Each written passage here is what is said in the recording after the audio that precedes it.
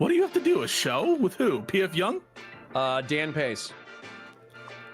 Who the hell is that? It's a friend. Dan Pace? Yeah. What is it with Dan's? Okay. You sent me, I need 12 minutes at 12:25. Okay. That would have been 12:37. So you are 54. Okay, I'll even back it back 2 minutes. Crazy 12. Crazy exaggeration. And you said, I heard you distinctly say that I expect it to be 20 minutes. So really that should be cut down by another 8 minutes. I'm 8 minutes late. I'm sorry. When you tell me that it's going to take you 12 minutes, and I assume that you're going to take 20 because I don't fucking believe you. Yeah, so you said 20, I assume 20, and so really the margin is 8. So we've gone from I'm 50 minutes late to I'm 8 minutes late. Yeah. So make that make sense. Make it make sense. Well, I thought we would have 20 to 30 if you showed up early. Let's say that you showed up at 12:37, then we would have had 20 minutes to bullshit. And then if you showed up within 8 minutes, we would have had 10 minutes to bullshit. We're not even on that. We're on your massive exaggeration. You're like, holy shit, you were 50 minutes late. You're trying to make me seem like horrible to my own audience. No, I don't think you're horrible to your own audience. As a matter of fact, you didn't plan on streaming until 3 p.m., right? What? When did you plan on start streaming today? When is that even a fucking sentence? When, prior to talking to me, I said stay on until 3. When? Oh, you were going to stay on until 3. I wanted you to stay on until 3. I can also catch you on the flip side. I don't know if that's a phrase. Catch you on the flippity flop. Okay, so hold on. After of the Dan Pace. I don't even know who Dan Pace is. What content did you plan on doing today? I had some serious questions for you. Tell me the serious question just so I can mentally prep a little bit. They have to do with politics. They have to do with the question I asked you on Twitter. I wasn't trying to put you on blast, by the way, on Twitter. Like I really wasn't. People were like, "Oh, I really fucking wasn't." I wasn't trying to put you on blast. You can DM me. Not that it's a big deal. I own my shit in public. Oh, really? Wait, really? You would have? Did you have a problem with it? You're like, "Oh, I wish you DM'd me." No. Like you're embarrassed? I was just wondering if there was an angle that I had to prepare for. That's what I was wondering. I was wondering if I was being set up for a vector of attack, but I get attacked all the time. It's not a big deal. A vector of attack? Yeah, I was wondering if you were going to be like, you didn't even vote for anybody in the primary, therefore you're a hypocritical piece of shit because you didn't even fight for the Republican who wasn't Trump. Like I thought that's where it was going. And I had to recall the timeline because I basically remember I remember Nikki Haley dropping out, and then I was like, I'm not voting in the primary. I don't give a shit. And I had to go double check because I did, weirdly enough, cheer on Autist Ron during the primary debate. Meatball Ron. You cheered him on. But he dropped out even earlier. He dropped out in January. Yeah, he did. Yeah, so as soon as DeSantis, like, dude, I don't even know if Chris Christie was still in the race. Even if Chris Christie was still in the race, what are we going to get? Like 6%, 2%? You're not even listening to me. The whole point is I'm not trying to put you on a Monday blast or a Tuesday blast or whenever I did that. Yeah, I didn't know if you were, but maybe your audience would. Maybe they would screenshot it. I don't know. What do you think? My whole purpose is just to undermine you? That's like what you think that my motives might actually be, and also, well, you're trying to make me a liberal. You're like, you didn't even vote for a Republican. You're practically a liberal anyways. I'm not trying to make you anything. I'm trying to get you to come out of the closet. That's what because this whole thing. See, now you're calling me gay. I'm not saying you're gay. No one's talked about gay anything. I mean, the political closet. From an analogy standpoint, you're saying, hey, you're in the liberal closet. Okay, that's what you're saying. Yeah. Yes, and you're secretly consorting with these elements of liberal. But you have to go to see Dan Pace, right? I might as well talk to Hutch. Let me check with Dan and see what he's up to.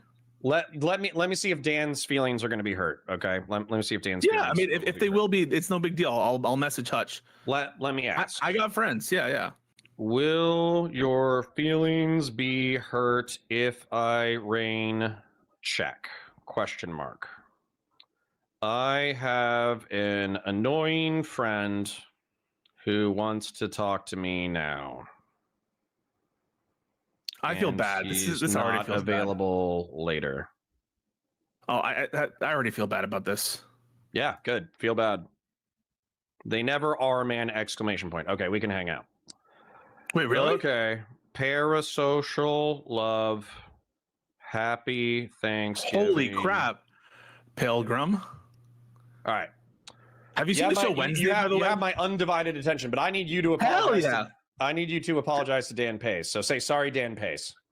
Dan Pace, I'm really sorry that your friend lied to you, because I am available later, but I am actually sorry for pushing. God already said that. No, but I do appreciate it. Now would be best. Now would be best for me. This is the best time for me, and so I really do appreciate, Dan, what you had to do and move your schedule around for this kind of stuff. Okay, and I know I'll send him a clip of that so he feels better. Yeah. All right, then tell me things. Tell me things. Ask me things. Well, first of all, I just want to say I apologize to your audience and stuff for derailing you. The first question that I wanted to ask you, is you identify yourself as a Burkean conservative, right? Yes. And you identify yourself as like a traditional small government guy. I'm more statist than a lot of libertarians, but small compared to what the state is right now. Okay, small compared to what the state is right now. So the first set of questions I have for you is, I want to make sure that if I start like doing this whole talking to you about what's going on in the Conservative Party and talking about how shitty Trump administration is for the next 2-3 years, that you're not going to turn around and go meatball Ron on me.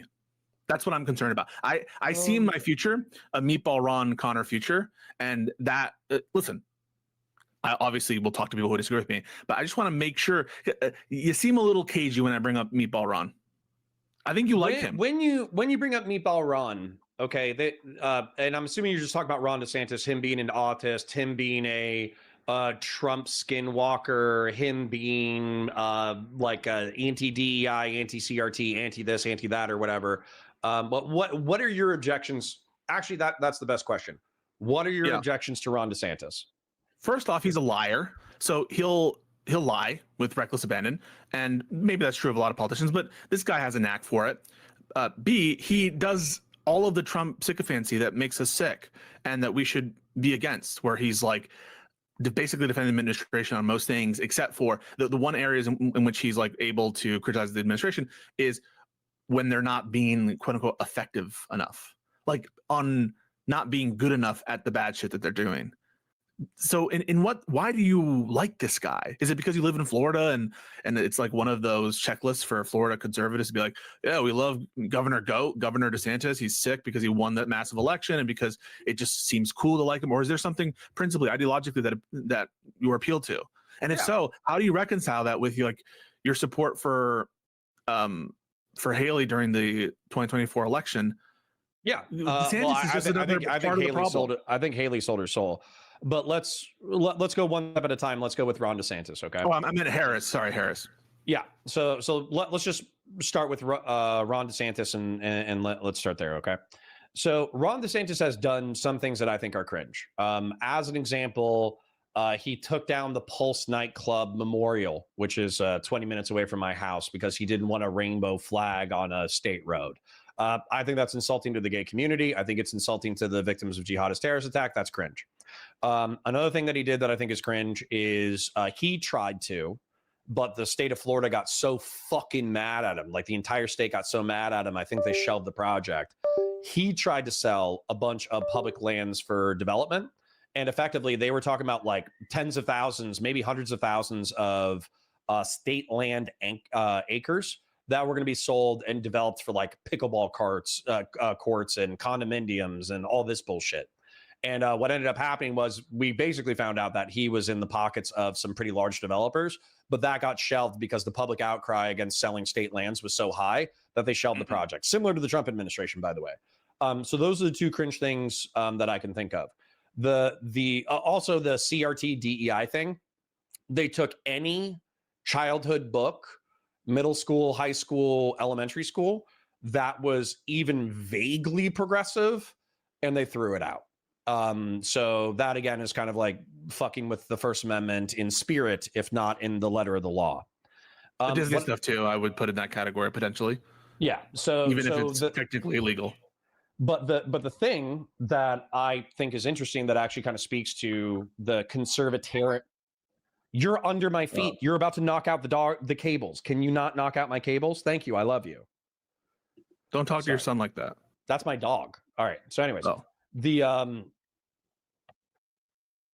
okay. So talking about things that Ron DeSantis or whatever might have done, that was correct. Okay.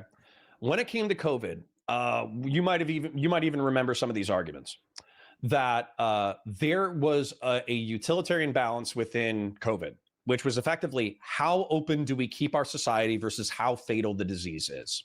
And what Florida did, which I actually think is quite reckless, but also quite smart, was that we had a pretty libertarian approach to it, which is if you want a mask, mask. If you're immunocompromised, stay home. If your business is offering work from home, work from home. And if your business is not offering work from home, quit. It was like a very free market style thing. And what ended up happening in Florida, in my opinion, is we did kill a lot of old people. We did kill a lot of immunocompromised people. We did kill a lot of people who flooded the hospitals. But we also bounced back economically super fucking fast. We also bounced back socially super fast. And so that level of libertarian, conservatarian, small government, do what you want to do, I would take that 10 times out of 10 compared to, let's say, New York or any other blue state where they were doing like super aggressive lockdowns.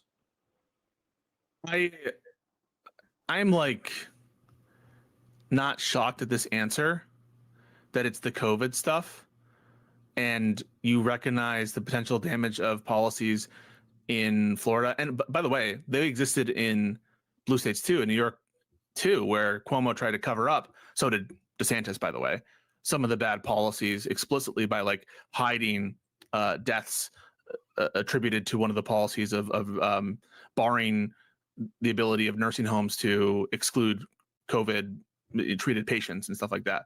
So no doubt that there's like potential gripes you can have with certain blue states on COVID policies.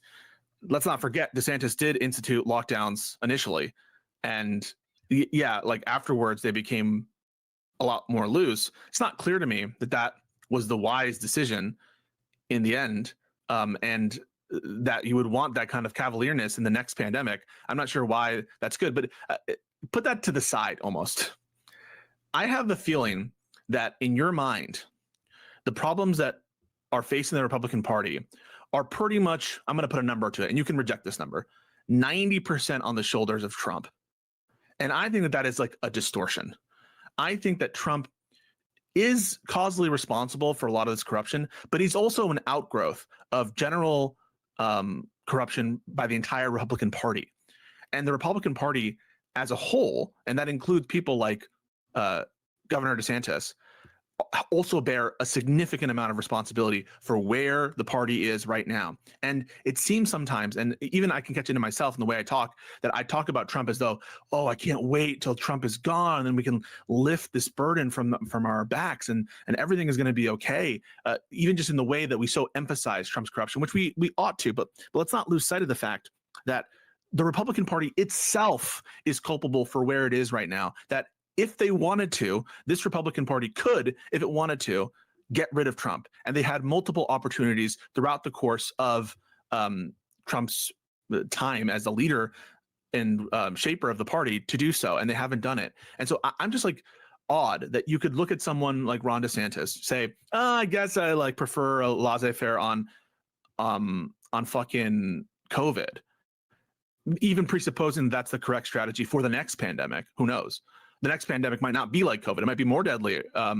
Although keep in mind, it's you who says how deadly COVID was. And maybe in light of the million or so people who died as a result of COVID, maybe it wasn't so wrong for us to institute lockdowns. And maybe if we had all done a collective action and been a little bit more strict, like some of these other countries where their death rates are much lower, we would have saved tens, if not hundreds of thousands of lives. All that is a way of me saying, like, even if I granted to you the COVID stuff, why are you willing to like ignore the baggage that he is partially responsible for regarding Trump? Yeah. So, as an example, if COVID had the fatality rate and symptoms of Ebola, then it would be the loose restrictions would obviously be the wrong move, and the death rate wouldn't be 1 million, which is still 0.3% of the American population, which is devastating. It would be probably millions or tens of millions. So yeah, it's obvious that being cavalier about pandemic disease isn't always going to be the one size fits all. But what I will tell you with all earnestness is, if you make me choose between a MAGA person, because there is a whole lot of, in my opinion, political, how do I phrase this? Like political expediency within the Republican Party. And what I would say is, in 16, prior to Trump seizing control of the party, there were plenty of never Trump elements within the Republican Party that were vocal. All the primary opponents were like, this guy's a piece of shit. He's a liar. He's an asshole. Shit. Half the time, members of his cabinet, they're pulling up old quotes for even JD Vance, even Marco Rubio, even whatever. And they're like, this guy's an authoritarian, demagogue, populist piece of shit, and he's going to ruin the republic. And that's like their quotes from 16 and 17. But what's happened is they realized that their base was not along for the ride. And so through Trump 1, they made excuses for him, and they probably warmed up to MAGA as a political project, and they saw the power of populism within the right wing. And then January 6, 2021 should have been a deal breaker. But what happened was they failed to impeach him in the Senate. And what was it? Was it McCarthy? Who was it who failed to go after Trump after? Or was it McConnell? Both of them. McConnell said that he thought it was unconstitutional to convict someone who's impeached after they're in office, which of course is a ridiculous thing to say, because it gives you an entire window of misconduct for which you can't, like, basically anytime close to where the term is ending or transitioning, the president effectively can't be impeached and given the punishment of disqualification from office. And there was probably, I think I even heard of a split within the Republican Party where they were saying this was so embarrassing, we don't have to run Trump again. And this is awesome. This is like the best of both worlds, because not only did Trump lose, but also we don't have to run him again because January 6, 2021 was so embarrassing. But I think what ended up happening, I forget if it was McCarthy or McConnell. I think it was McCarthy. McCarthy went to Mar-a-Lago 2 or 3 weeks after January 6, 2021. And then I think that even the never Trumpers within the party were like, oh, fuck. Like, they're still doing like a power broker deal with this guy. They're still trying to re-normalize. They wanted to use him for their own ends. McCarthy tried to do it, and so did DeSantis. I mean, DeSantis ran, his whole campaign was like, no more chaos. We're done with the chaos. Like, he didn't have an ideological problem with anything Trump did. He called all the, I think, totally based in fact and law indictments against Trump like lawfare. He condemned that shit. He was along for the ride, and that all shows that he has bad character. Now, you could say something like the following.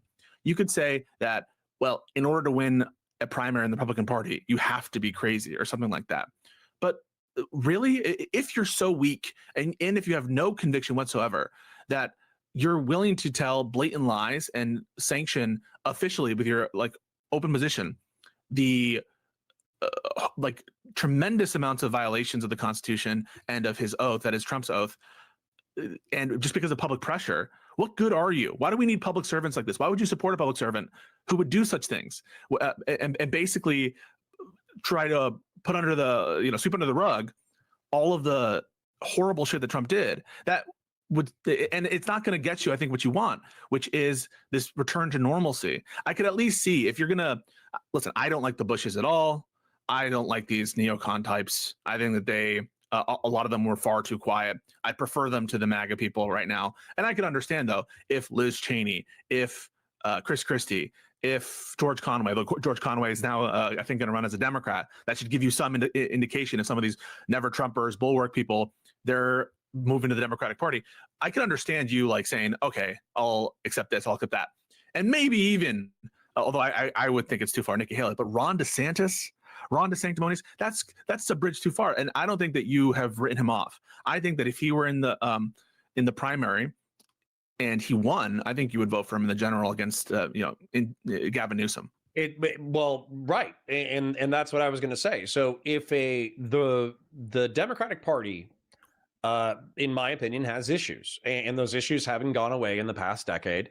I would say genuflecting to the intersectional progressive bullshit. Happily, that wave has crested and fallen. That's gone. But people remember, man. People remember how crazy 20 was. People remember how crazy the online politics of the left were. People remember how dismissive the left wing was of effectively what happened with social media, man. And I'm really not trying to be a F slur about this, but like, you have to understand that when I was having arguments in 20 and 21 on Twitch with you, with left-wing creators, and I said, hey, what is happening right now is you are not permitting moderate conservatives onto Twitter and onto Twitch. And so as a result, is they're building their own parallel media apparatus, their own parallel financial apparatus. You're not going to be able to ban them, and they are going to be even more radicalized because they're in their silos. And I wasn't fighting you on that. Just to be clear, to the extent that you were saying that, I was never fighting you on. Yeah, okay. You might not have, but plenty of people said, skill issue, shut the fuck up, loser. It's a private platform. They can do what they want, blah, blah, blah, blah, blah, blah. I heard endless excuses. Well, wait, I said that. Wait. I said that they have the right to do what they want, but you would say that. But you're just basically saying that saying something that's true but I think my is like wrong. They have the legal right to do so. No, I know, because people were saying crazy shit. This is they were saying, "Oh, you're violating the First Amendment for the Republic." That's what I said at the time.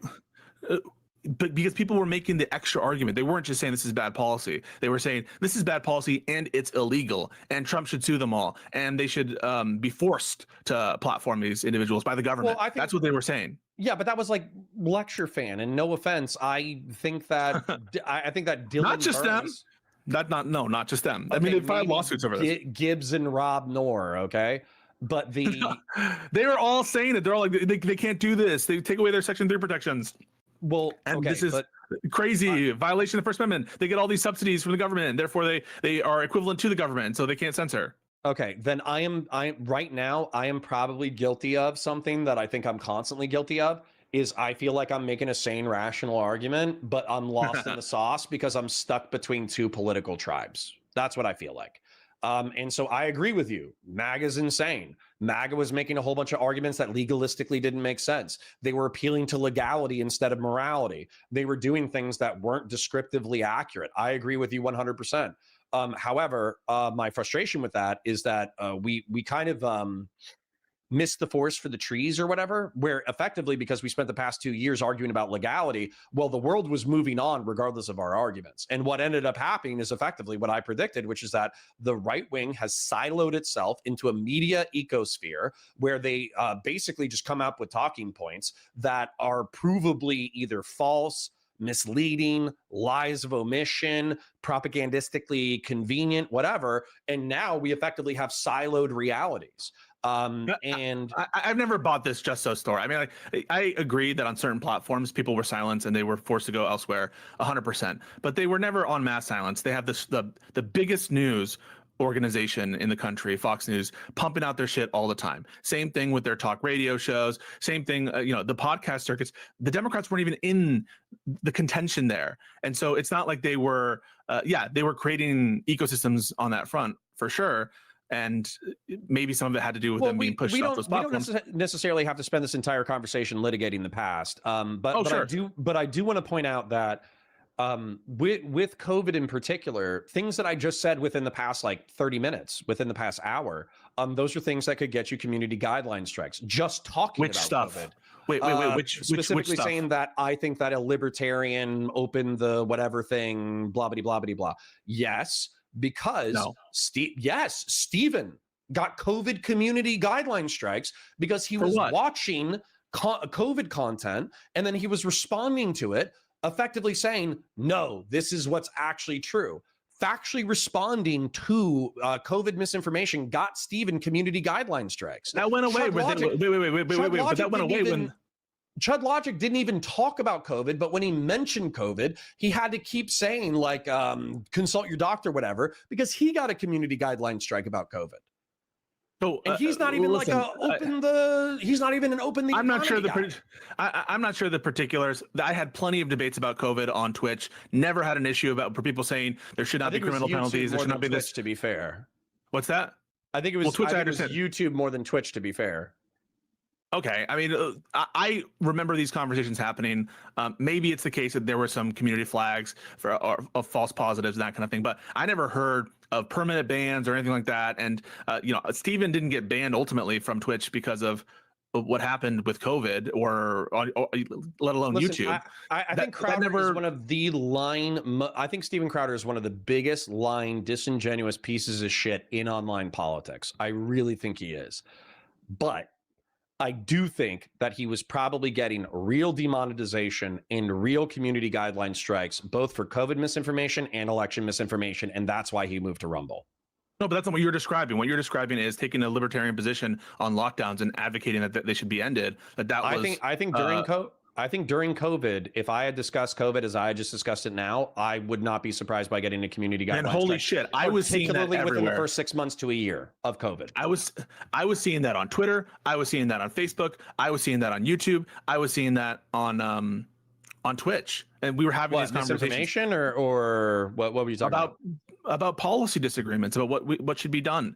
I'll admit that policy disagreements weren't as likely to trigger a community guidelines thing as far as like actually talk about lethality or the vaccines or vaccine skepticism or whatever. I'll admit that policy disagreements happened. I want to take your invitation to not, let's not so much time litigate the past. Let's not spend all our time there. I don't even necessarily agree with those measures. I in fact never was in favor of like this mask banning and stuff, because for one, I happen to think that it's really, unless you have a more tailored guideline policy, it can lead to people feeling unfair with those platforms. It can lead to people feel, and I like to hear different opinions. So in general, I'm not in favor of that kind of content restriction stuff. I think the shadow banning stuff also, I'm not in favor of that. And I know that some people were like, fuck around and find out.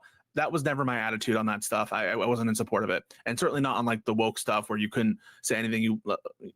There were certain topics that you had to be very careful about with respect to like, I don't know, race and gender ideology, that kind of stuff. That stuff I recognize, but just take the thrust of what you're saying is, or what I think the thrust is what you're saying is that the Republican Party sold its soul to Donald Trump and the MAGA movement, and it would be shameful. I think you're saying, if they change their tune even moderately, to instantly go, oh, all is forgiven, let's move past this, I'm going to start voting for you along political lines. Kind of, because basically I think that the premise of your attitude here, which isn't, I'm not saying that you're so pro DeSantis, you just love the guy. I'm not saying that, but like I am seeing a kind of like, I'm going to see how things play out kind of analysis here. And you're right. I'm going to see how things play out. Yeah, I know. And the reason I'm saying that is I think that the underlying premise to that attitude is this notion that Trump is like the vast majority responsible for where you're at as a party, since you still identify as a Republican. When I think the Republican Party but they're culpable actors. They're not just going along for the ride. And in some ways, like, yeah, they were supplanted from the powers of the ultimate authority. But Lindsey Graham is still chummy with Trump, and they're getting their favors, and they are getting stuff as part of this bargain. And even to this day, they're using their power to the extent that it still exists, and it does still exist, to marshal support for the president. Can I show you right now? Can I use the Department of Education as an example for how Republicans have cynically used Trump? Yeah, go for it. Okay. So within education has largely been complained about within Republican spheres for a long time because they think that the outcomes suck. They think that public education sucks. They don't like their kids being, unless they want to shill out tens of thousands of dollars for private school. They don't like that their kids are compelled in order to learn a federal education. They also think it's like too liberal, too gay, too progressive, too this, too standardized, et cetera, et cetera. And so there was a push, which actually originates from, I think, fascist thinking, by the way, which is effectively there's like two things that you can do with a political thing. within economy of energy, you can either reform an institution or you can leave an institution. And what Republicans decided is that they were going to leave the institution. So they're either going to homeschool, they're going to private school, they're going to do something else, and they're going to gut the existing institution so it's as ineffective as possible in order to fuck over Democrats. That's what Republicans largely decided to do. Now, there's reasons for why they think what they think. I think they made a political mistake. But within the DOE, there are people who genuinely believe that the federal government is teaching their kids to be gay, trans, ignore science, you know, whatever talking point you want to come up. Those people, which is insane, right? I mean, it is literally insane. Regardless of whether or not it's insane or delusional, they genuinely, earnestly believe that the world is better off if the DOE is gutted. And so for them, what the Trump administration is a huge victory. Number one, probably because of the repeal of Roe versus Wade. Number two, because of the destruction of the Department of Education. And so as a result, while maybe Trump's an ephebophilic sex trafficking rapist, maybe Donald Trump has killed hundreds of thousands of African people. These people can't even conceptualize Africans as people. They don't even really mathematically, oh, there's human beings who are dying all over the world because of my actions. It does not compute. I've talked to these people about what's happened. It does not compute to them. They're not Americans. I don't care. That's their entire attitude. And so to them, gutting the DOE and repealing Roe versus Wade, they already have the two largest conservative cultural victories in decades. That's how they feel about Trump. And if they have to go around with they'll ignore the ephebophilic sex trafficking ring. But let's say that Donald Trump is an ephebophilic sex trafficker, they'll come up with a way to sweep that out of their mind as well. If that's your view, and listen, I don't think that this sex trafficking ring, I'm not as confident as you that it's been established to go beyond Epstein and Maxwell and maybe a couple other people. I have not taken the position that we are able to allege it applies to other third parties beyond those, a couple perhaps, beyond Maxwell and Epstein. But if that's the case, and if that's your view of what Republicans are willing to do, why would you reward them by considering such awful people to get your vote? Right? Like, this is a character issue at this point. It's a character flaw. Let's differentiate. Are we talking about representatives or are we talking about the populace? The sanctimonious.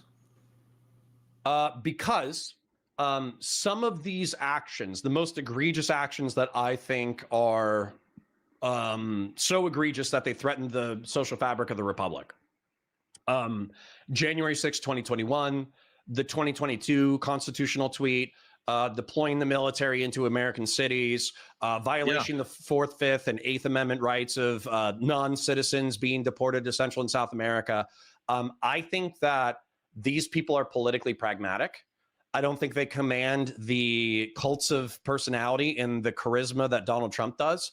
I don't think they're going to be able to get away with it. And so effectively, if JD Vance and if Ron DeSantis were technocratically competent people who were proposing good legislation, and you gave me an option between them and Mamdani, I would choose them over Mamdani. JD Vance. And maybe even Harris if Harris had dog shit policy. JD Vance supports all these things that you say you hate of the new administration. But I agree with Pete Buttigieg. Pete Buttigieg was asked about JD Vance, and he's like, what do you think about JD Vance? Do you think he's a fascist? And he said, I think that JD Vance is whatever he needs to be. When he needed to be a Silicon Valley Democrat, he was a Silicon Valley Democrat. When he needed to be a never Trump Republican, he was a never Trump Republican. When he needed to be Trump's biggest brown-nosing, blow-jobbing, sycophant piece of shit, he was that. And so JD Vance, in my opinion, he does go where the wind blows.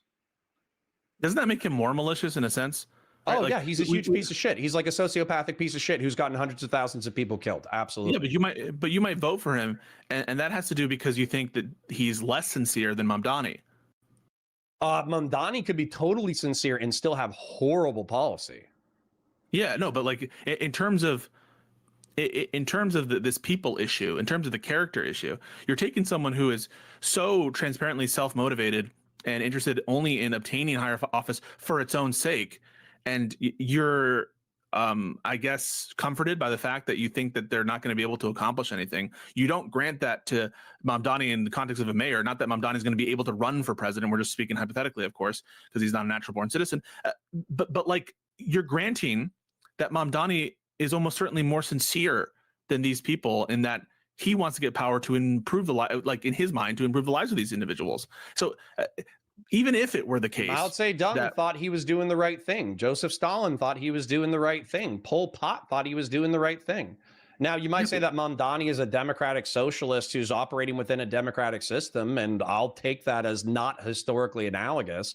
But you have to understand that the path to hell is paved with good intentions. Sincerity and earnestness doesn't really matter if what you're trying to accomplish is not good.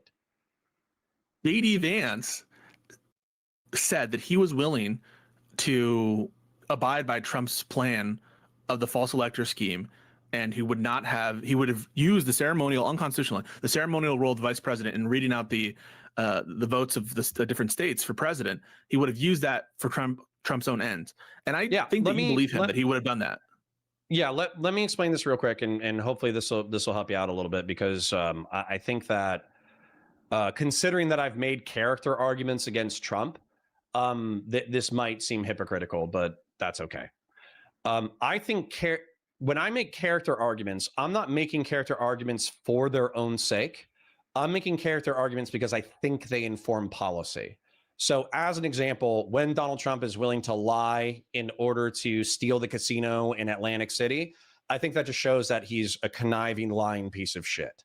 When Donald Trump cheats on his pregnant wife with a pornographic actress and then uses his own lawyer in campaign funds in order to pay her off, and not even pay her off, lie about paying her off so she doesn't even know that she's being paid off, and then use his own lawyer to do so and then reimburse with campaign funds, it tells me that not only is he manipulative, he's manipulative, lying, and he's cheap, which is like almost a sin in and of it to itself when you're a fucking billionaire. But anyways, so these are character arguments, but it's because I think it informs his policy. Recently, I don't even necessarily think of, I don't think that seeing who JD Vance was in 2016 and 2017, I don't even think it's explanatory to believe that JD Vance is a human. I don't even think of him as a human. I think of him as the avatar of the will of the people who are supporting him, which was largely Peter Thiel at the time, and is probably going to be Peter Thiel once Donald Trump is gone. And so JD Vance is not a human being. JD Vance is an amalgamation of aligned interest. And so if that aligned interest is good for the country, I will vote for JD Vance. If that interest is bad for the country or substantively worse than a Democrat, then I will vote for a Democrat. Why didn't you make this calculation of Trump? Because not only was Trump a terrible person, his amalgamation of aligned interest is disastrous. And I've made that argument too. It's any worse than JD Vance's? Yeah. Absolutely. In what material fashion? JD Vance says what he needs in order to be good with the Trump administration and maintain a good professional relationship. Trump doesn't you asked me a question, Trump, I'm going to answer it. Like it or not, Donald Trump is a power broker within the Republican Party. He gets to decide who's in the club and who's not. So staying on Trump's good graces is how you obtain power in the Republican Party, but it's not going to be in 3 years. And as far as I know, JD Vance is he's a Trojan horse from Silicon Valley by Peter Thiel in order to deregulate Silicon Valley. That way the Thielites and the techno-feudalists like Elon Musk can make fucking genetically modified cat humans that they can have sex with in their basements and or colonize Mars. So once again, you say these outlandish things, but you also call JD Vance an outgrowth. Okay, I get it. No, the point I'm making though is you said, I made a calculation that Trump maybe is worse as a person, but also his amalgamated interests are like worse than JD Vance's. But like, let me just address that. I don't see why you would have that inference. I don't know in what material way Trump's amalgamated interests are different in nature than Trump, so as to make them less appealing than JD Vance's. If anything, right? Trump at least is missing that as close connection to Peter Thiel, et cetera. And further than that, like, think about Trump's total inconsistencies on almost a daily basis. You want to talk about someone who is being moved by amalgamated interest and flattery. The dude said that Mamdani's going to be a great mayor, who just like weeks ago, who's saying he's a communist, Islamic fucking terrorist jihadist. The whiplash is part of the problem, though. Maybe I turned on my politics brain and I'm being way too reptilian right now. I don't know. But the whiplash is part of the problem. So, for instance, and you saw this in the market, by the way, when Donald Trump declared tariffs, we took a temporary hit, particularly in the markets where the tariffs were gone. And then we saw a rally as people said, okay, I can still make money this way. But then Donald Trump would come out 2 days later because he had a conversation with somebody and he would change the tariffs. And then the market would hit and then it would recover. And then he did it again and again and again and again and again.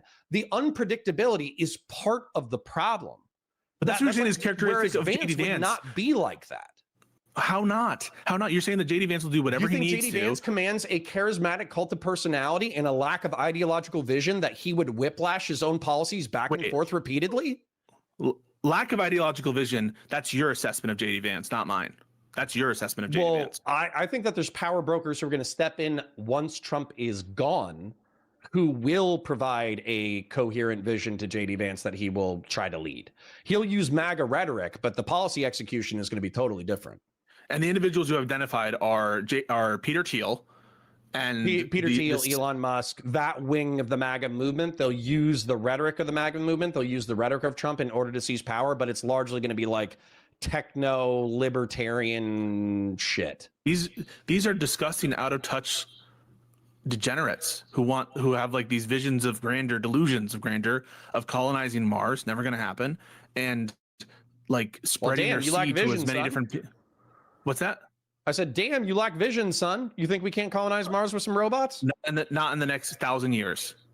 I think we could do it in the next century, but that's okay. Continue. You're delusional. Why?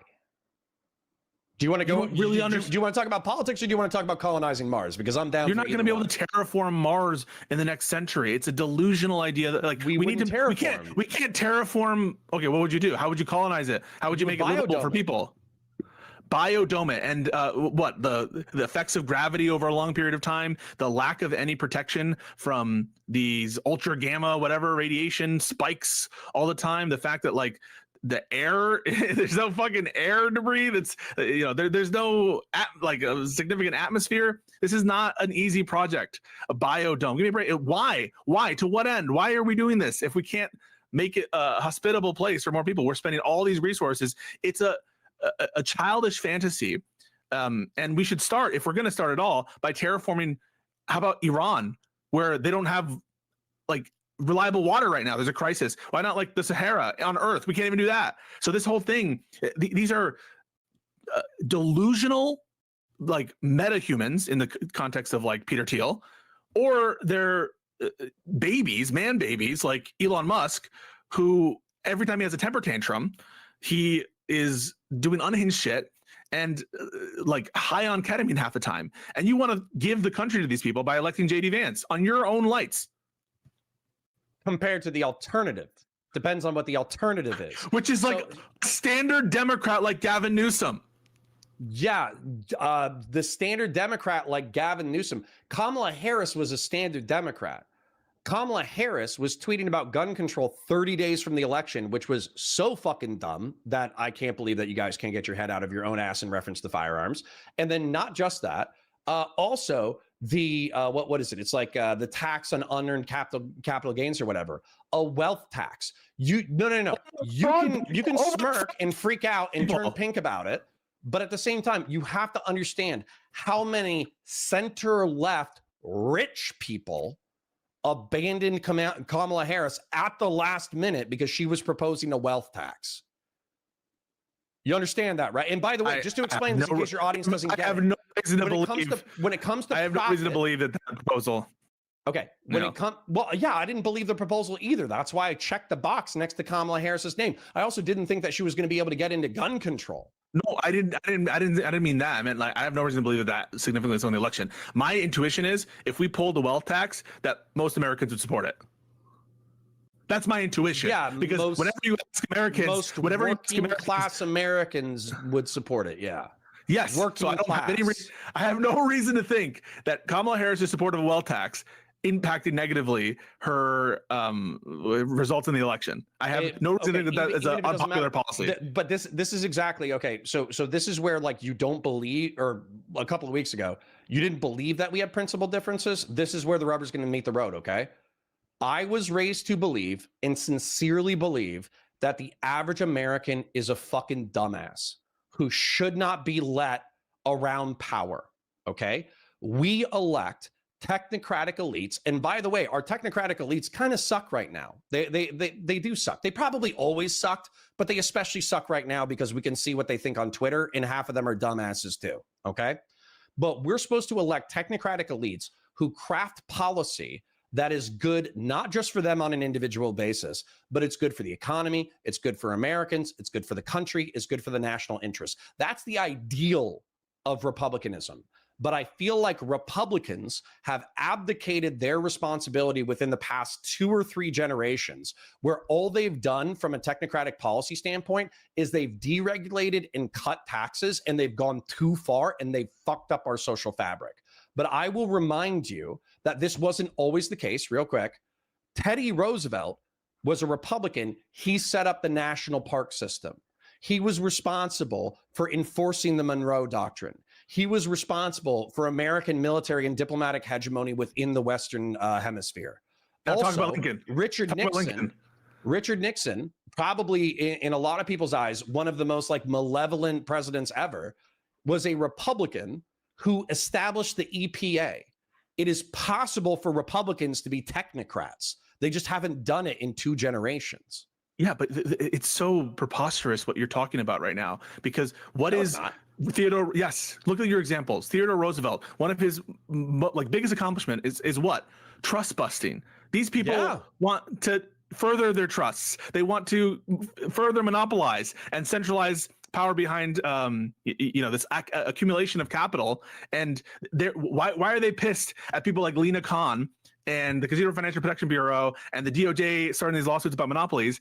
Is because they want to monopolize. So you cite Theodore Roosevelt, the people that you're trying to put in charge specifically don't want that. You cite environmental policy, both Theodore Roosevelt national parks and the EPA under Richard Nixon. These guys want to get rid of all of these environmental regulations. They are in favor of gutting the EPA. They're in favor of drilling oil from the very last endangered species on the last marshland in the whole country. They don't give a fuck about the environment. They're totally in favor of gutting any kind of regulation. That's one of the reasons why people criticize the abundance agenda, because they think that there's some potential collusion between abundance libs and gutting environmental regulations and these people who, like Elon Musk, have kind of signaled, we're kind of pseudo interested in abundance. Now, I don't think that is a necessary entailment of the abundance agenda, so I'm not making that proposition. But I'm just saying, all of the great Republicans from a bygone era that you're citing to, they are way more similar to your average Democrat, and the technocrats, more like plutocrats, capitalists, major oligarchs that are running the country, the people that you want to put in power, because that's your vision of who is really controlling the strings of JD Vance. They're all against the shit that you just cited as like the wonderful possibility for Republicans. And of course, we're just in a whole different era when it comes to the Republican Party. It's like, it doesn't even make sense to compare the Republican Party under Theodore Roosevelt or Richard Nixon, who's coming from like California Republican and is like a liberal Republican in that sense, to the current modern Republican Party. So on every level, I think your analysis sucks. I think Jeb and George aren't as lost as you might think they are. And by the way, they might not even be power brokers anymore. The Iraq War might have tarnished George Bush's legacy and might have tarnished his brother so much that the Bushes can no longer. JD Vance. They hate JD Vance. Why JD Vance?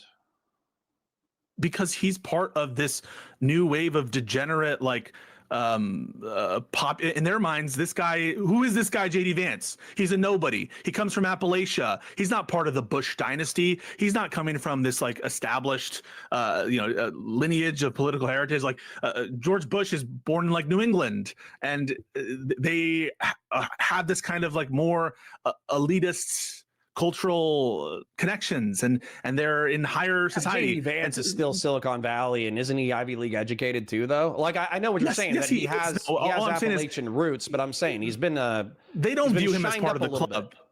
The Bushes and these neocons who are irrelevant right now, they're irrelevant. They're totally irrelevant. They don't view JD Vance as part of the club, and they're dying, Connor. They're dying. They're not in control. No. Hold on. This is where I agree with you. Okay. And we should talk about this, because this is probably the most important part.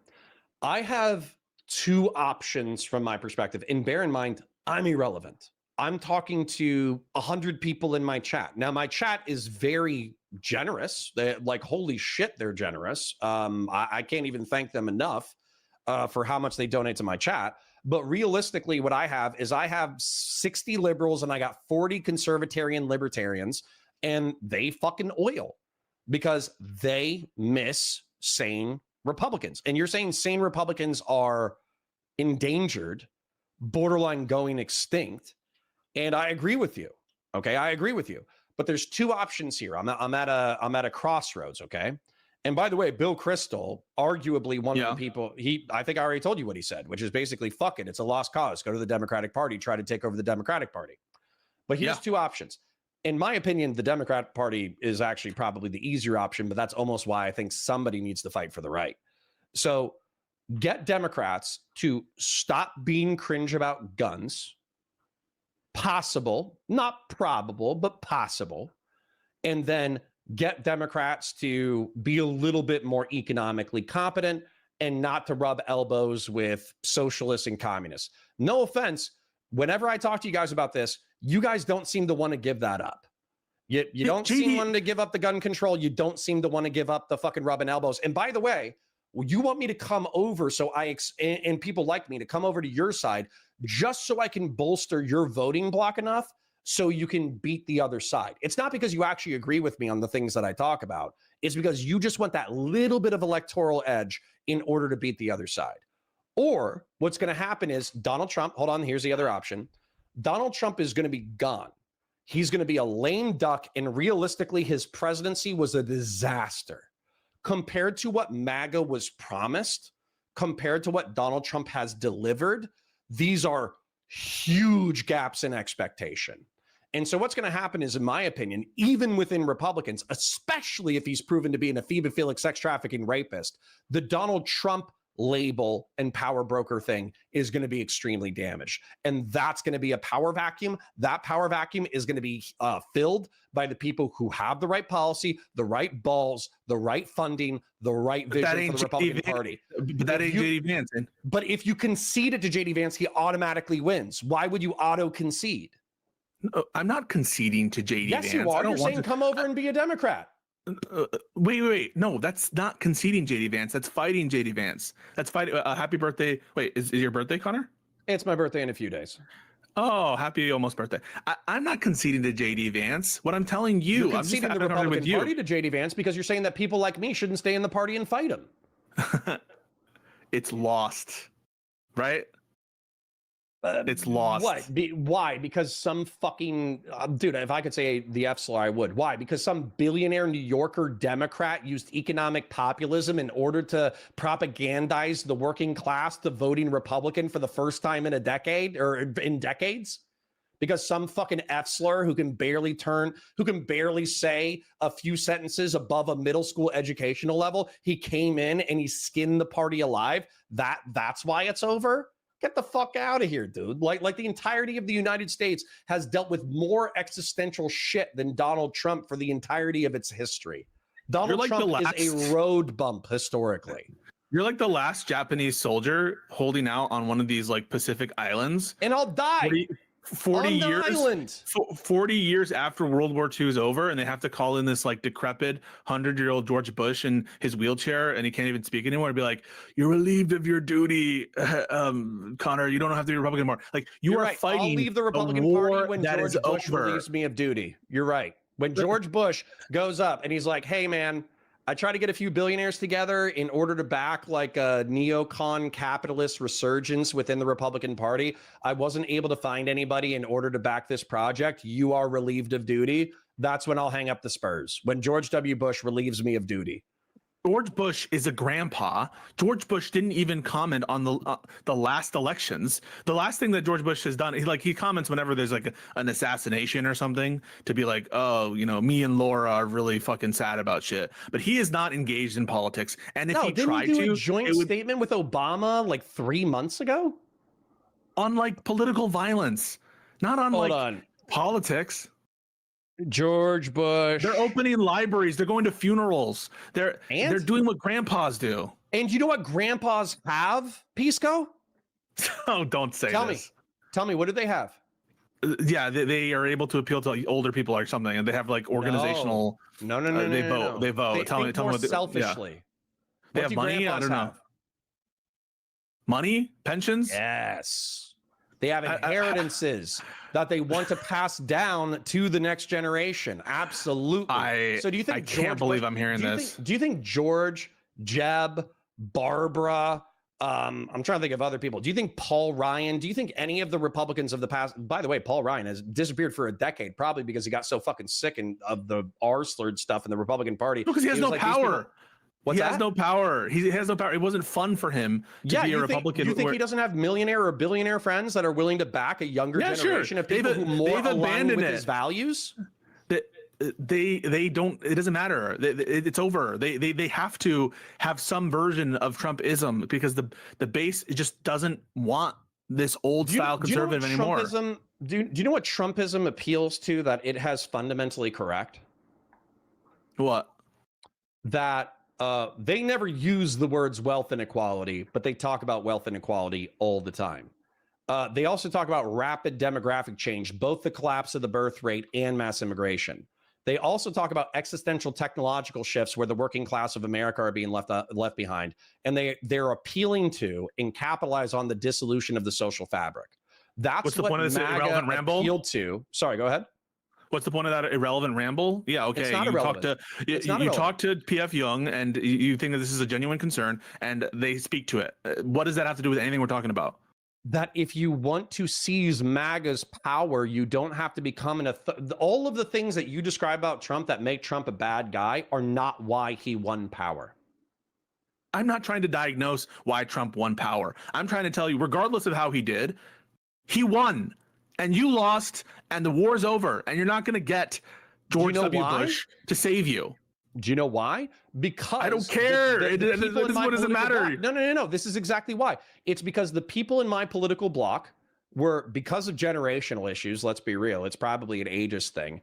They were asleep at the wheel when these things were happening. And they said, the economy's doing good. Who gives a shit? The economy's doing good. Who gives a shit? The economy's doing good. Who gives a shit? Whoops, we blew up the economy. That's what happened with the people that should have been dealing with these problems. And it will take philosophical conservatives and it will take philosophical liberals to address these issues. The philosophical conservatives that got us into this mess in the first place. Who's responsible for this? Wealth inequality and the problems with like the economic crisis. Let me finish this. One, on terms of income inequality, that kind of shit. You can thank Reagan for that and Reaganism. You saw massive increases in wealth inequality after Reagan, and Clinton's policies that you want us to return back to. In that respect, I support the trade deals, to be clear, and I support free trade. I'm not talking about that. And then also deregulation, which is something else you support. Deregulation of these financial institutions when it comes to the pushing and pushing of mortgages, even to people who couldn't afford them.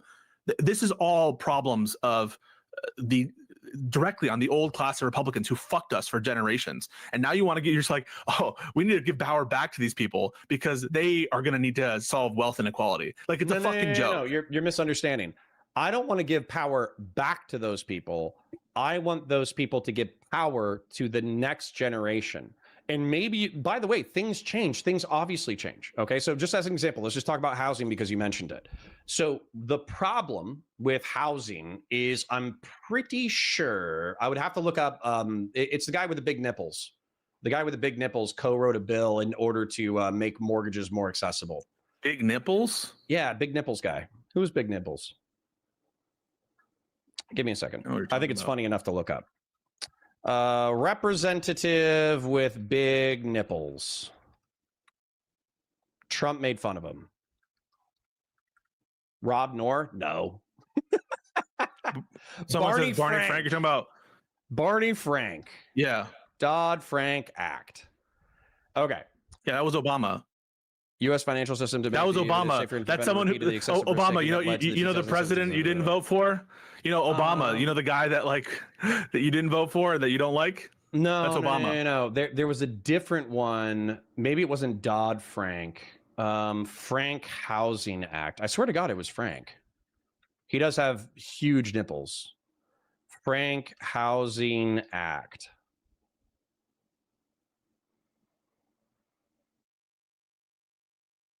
The Fair Housing Act of 68. I don't know. Who gives a fuck? Well, let's stop talking about Dodd-Frank's or Mr. Frank's nipples. Okay. So the whole point is... The broader point is, okay. No. I want to talk about housing real quick. Okay. All right. Go talk about housing. I'll try to be super brief about it.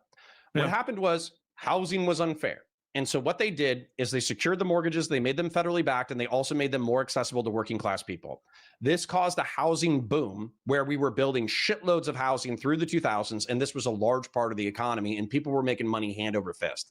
But because it was so deregulated, they were making risky loans to plenty of people who had no business getting those loans. You could go ahead and watch whatever that movie is, The Big Short, in order to see how it went. But effectively what ended up happening was after this time period, we collapsed the entire market through 2008. It was the worst financial disaster besides COVID and besides the Great Depression. And then we stopped building houses, and the financial incentives that were there because of the reckless incentivization of building houses has remained stagnant for the past 20 years. So yes, we have a problem with demography. We have a problem with population. We have a problem with affordability. But one of the problems that you solve pricing with is supply. So what arguably we need to do, I hate to say this, is we need to implode the American economy again through excess housing supply. And the federal government has the capacity to do that. So I would almost argue, hey guys, did you enjoy the 2000s to 2008 housing bubble?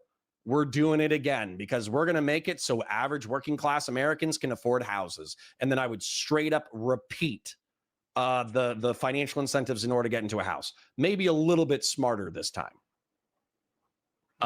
Okay. I mean, you recognize that the mortgage crisis was attendant to rising prices in homes, right? And overvaluation of homes. Yeah, but we would focus on supply. Okay.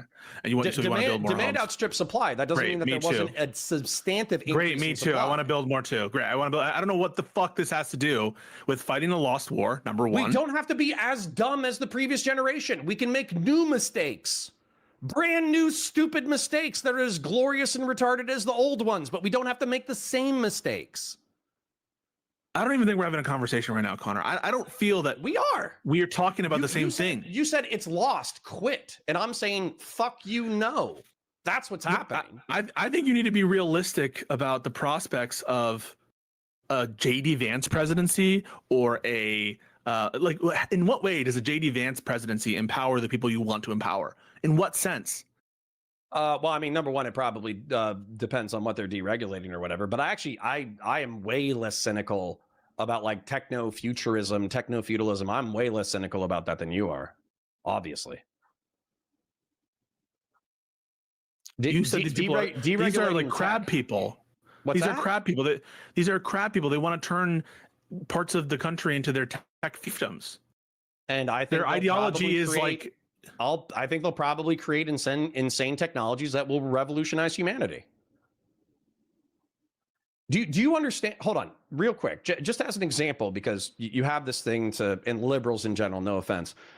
You have this thing where you guys just act confidently correct that everybody but you is a massive piece of shit and incapable of doing anything right. Do you understand Starship? Do you understand like what Starship does? Can you tell me what Starship does briefly? I don't even know what Starship is. Okay. That's kind of my point. So Starship is Elon Musk's creation. It's a heavy lift, repeatable vehicle. Oh, yeah. And it's like blowing up, right? No. And they funded it for like a shit ton of money, and they're like constantly behind schedule and not meeting their marks. Well, number right? one, that's like the history of NASA. So being expensive and being behind budget is not like immediate. It's also the history of Elon Musk, like straight up lying, Hyperloop, and the Boring Company, and we're gonna have self-driving cars. Don't worry, guys. So I want want to ask you again. Do you know what Starship's technical capacity is? I don't have any specific technical expertise to tell you what Starship is. I think it's like a reusable. The whole notion, right? It's like a reusable thing. Not just that. The most I know about. Okay, it can. I would have to make sure. As a matter of fact, is it 300,000 pounds? I think it's 300,000 pounds. You just want to play 40K. You just want it to be like 40K, and you want to create 40K, but you forget that 40K is like the worst of all possible. What's the 40K is a dystopia. No. What's the gay fucking farming game that all the lefties play? Don't use gay in the pejorative. You do this a lot. No, it actually might be a homosexual game. What's the game where like you farm and shit? That lefties play. Farmville. There's that's an old one. Fucking right, your chat knows what I'm talking about. Anyways, you just want to play that game. I don't know. So what the fuck? No, but like my game's better. Who gives a shit about Starship? Well, give me a second and I'll tell you why. What is Starship's lift capacity? It's either 30,000. I don't want to say like 30,000 tons because I think that's crazy. Oh, 150 metric tons. Okay. So I think it's 300,000 pounds and or 150 metric tons. And effectively, what that means is you can move 300,000 pounds of gear across the planet in 90 minutes. Okay. It went from Tampa to the Indian Ocean off the coast of India in 90 minutes. It travels 17,000 kilometers an hour. Okay. Yeah, and how much fuel did he use? No idea. But at the same time, if you're talking about military technology, military capacity, if you're talking about like the lasers coming online in reference to the United States, in reference to a battleship, in reference to the C-130, there are tons of technologies that are going to be like so important to the future of the human race. And I understand like we should take care of our people. We don't disagree on that. People should have food, water, shelter, or it should be extremely cheap and available. We don't disagree on that. But you're kind of like casting out the entire like tech bro project because you don't like them on a personal level. And I think that's silly. I think that's silly as fuck. I am not. We need to have, in many respects, I'm abundance build. I think we need new inventions. I think we need to be funded. That's why, by the way, and more infrastructure, right? We need to build the cities of the future and the trains of the future and all that bullshit. That requires government to work. It also, and by the way, abundance libs want deregulation in reference to like city infrastructure projects and state infrastructure projects. The smart abundance libs are very tailored about which areas that they want, quicker checks and less environmental reviews and that kind of stuff. And even then, like I think we have to be more tailored and thoughtful and smart. So no doubt we need more inventions. We need to build more stuff. All that stuff is absolutely true, but that requires government to function, government to work. JD Vance trying to destroy government. These tech feudalists, they don't give a shit about you. They don't give a shit about any of this stuff. And before we start working about Starship, why don't we worry about the housing and energy crisis in the country now before we start spending $100 billion to move whatever bullshit thing you said from one place to another? How about we get our infrastructure to be effective with the technologies we currently have, as opposed to putting all our eggs in this basket. And again, when there's so much potential danger in elevating someone like JD Vance for the sole purpose of, I guess, your technological ambitions on this assumption that it's going to lead to more technology. Again, remember what JD Vance is helping oversee. He's helping oversee Doge cuts and massive cuts to research in this country. He's overseeing these tariffs, which are degrowth, which are horrible. He's ideologically in favor of these kinds of tariffs. So he is not a good economic steward. He has no principles worth talking about when it comes to rule of law and constitution. And because you're like, ooh, shiny fucking Starship, Elon Musk, I can't believe you're an Elon Musk glazer. Really? I don't like Elon Musk as a person. I think he's terrible. As a matter of fact, I think one of the things that's terrible about him is the fact that he's willing to work with a fucking pedo after finding out he's a pedo. But anyways, Vance isn't. No, Vance is the same. I think that they're both like indictable characters. But at the same time, if Elon Musk builds a fucking Starship that can travel 17,000 kilometers an hour, cross the globe within 90 minutes and carry 150 metric tons, that's worth some level of respect. And by the way, you're going to need people like that for the project. And let's talk about Gavin Newsom real quick. Okay. Gavin Newsom, I'm happy he's abundance pilled, okay? And if he shuts the fuck up about guns and he's abundance pilled and that's what he hits on, then I'll probably vote for him over JD Vance, but it depends on what the left wing is doing. As an example, I am deeply fucking uncomfortable with the level to which you, Hutch, the Bulwark, Tim Miller, Kamala Harris, all these motherfuckers. I am uncomfortable to the point that you guys are willing to either glaze, socialize, normalize socialists, decommodification of basic human needs, and workers owning the means of production. I don't give a fuck if they're Democratic. They are anti-capitalist pieces of shit. And so the fact that you guys are like, we need to build a coalition between Connor, the science fiction guy who likes the free market, but he also likes individual freedom, freedom of conscience, and the Constitution of the United States. But we also need him to be okay with a fucking socialist. It's not going to happen. And if you run a socialist, or if you run somebody who's pandering to socialists, it's not going to fucking happen. Electorally, I want to punish you for that action. The same way that I electorally punished the right for normalizing Christian nationalists.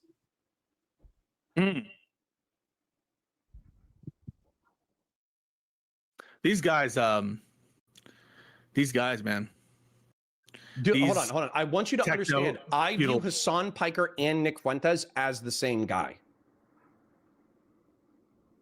I view them as the same guy on opposite sides of the spectrum. That's genuinely how I view these people. Okay. Do you view Mamdani the same as Nick Fuentes? I view Mamdani as Hassan Piker in the closet. So the answer is yes, therefore? No, he has the shame to be in the closet. I view Mamdani as JD Vance. Help me out there, because you're willing to vote for JD Vance, but not Mamdani. Because JD Vance doesn't come out and say, I hate Jews. He said, as a matter of fact, he's probably like a Zio shell. And he's also not a racist. He might be an anti-black racist, but he's not an anti-Indian racist. We know that. Yeah, I view JD Vance as number one, I'll go back to the fact that I think he's a political opportunist.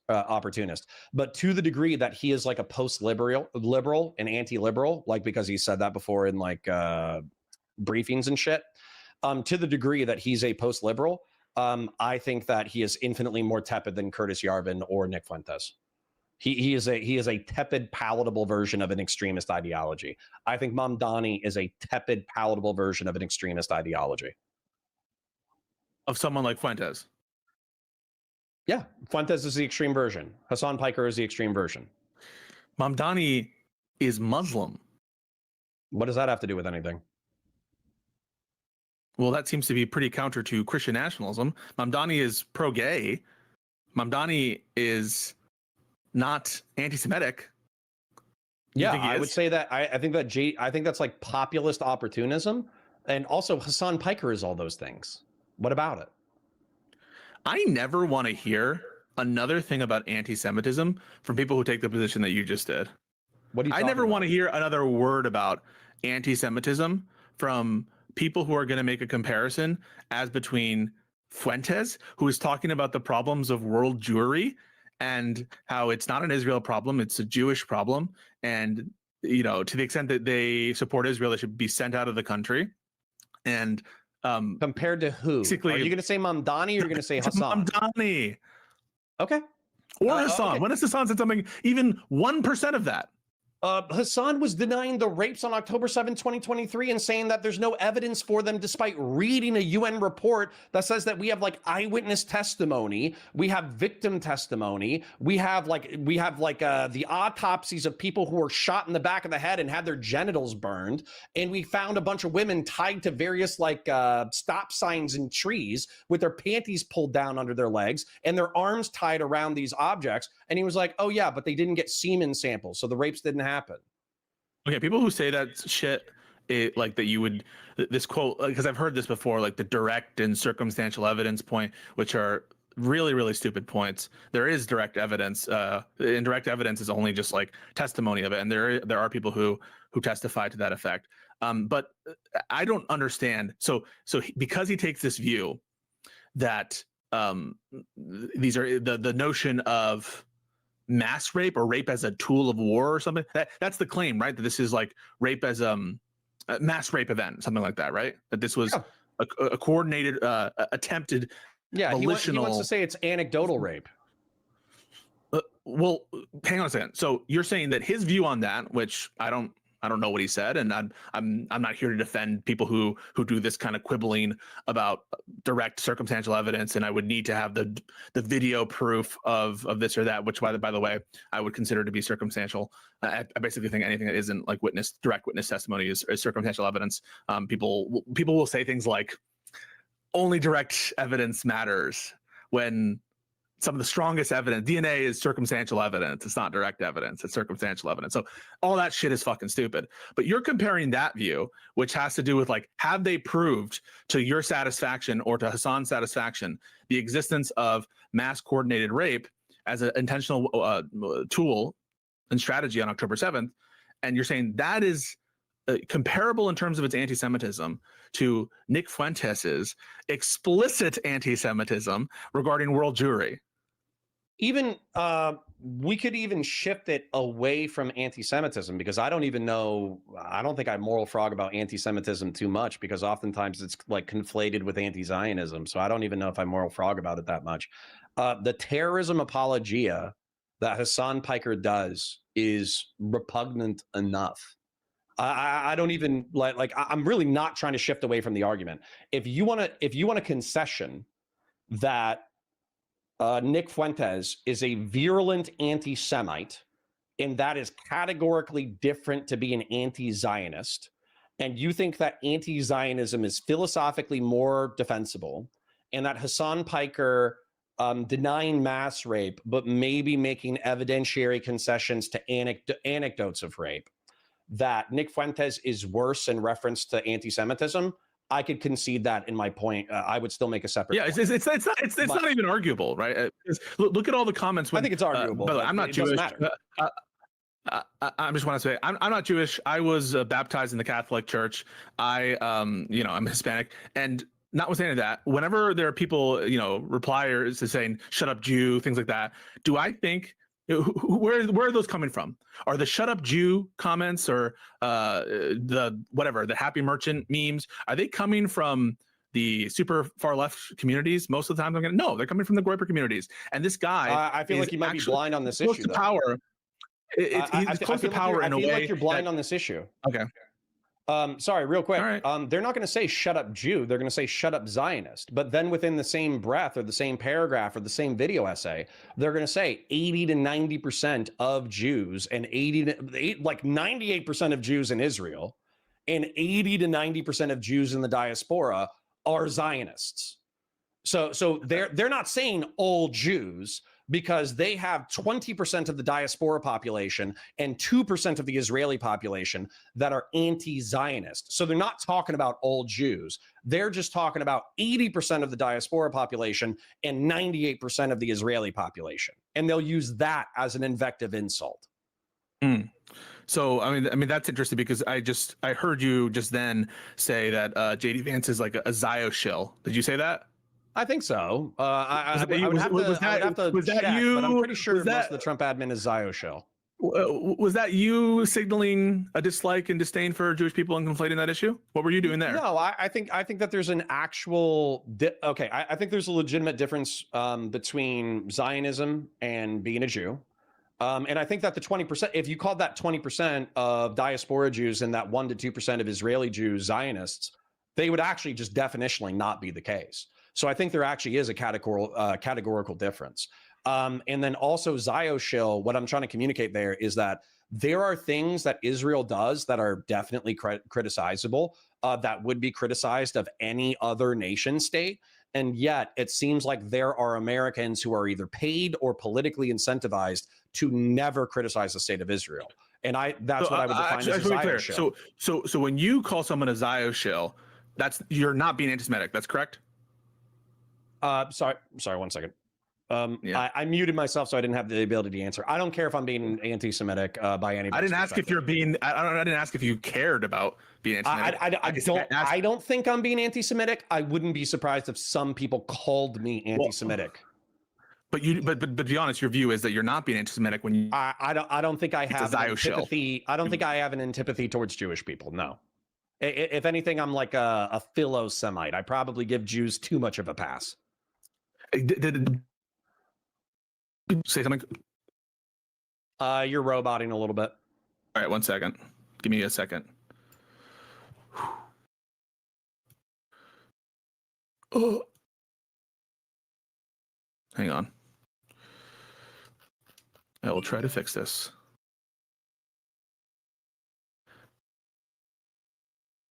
I had your ass. Did you? Yeah.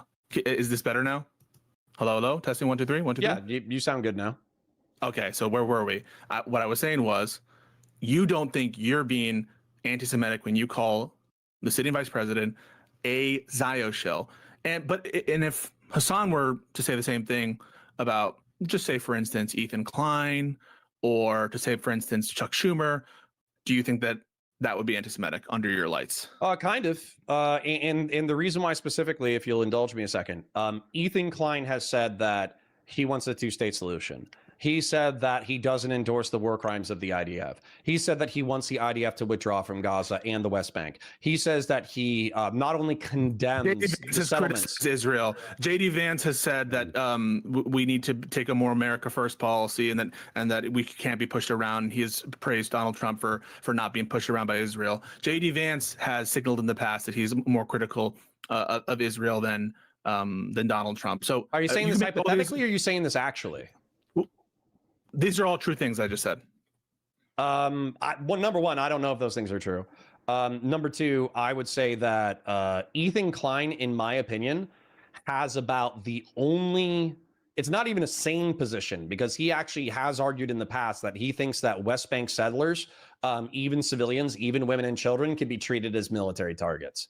So I actually think that Ethan Klein actually has almost an extreme he has as extreme of an anti-Israel position that you can have while still supporting the general existence of Israeli state. And so I think calling him a Zio shell is, I think it's fucked up, regardless of whether or not you call it anti-Semitic. Actually, you know what? I do think it's anti-Semitic.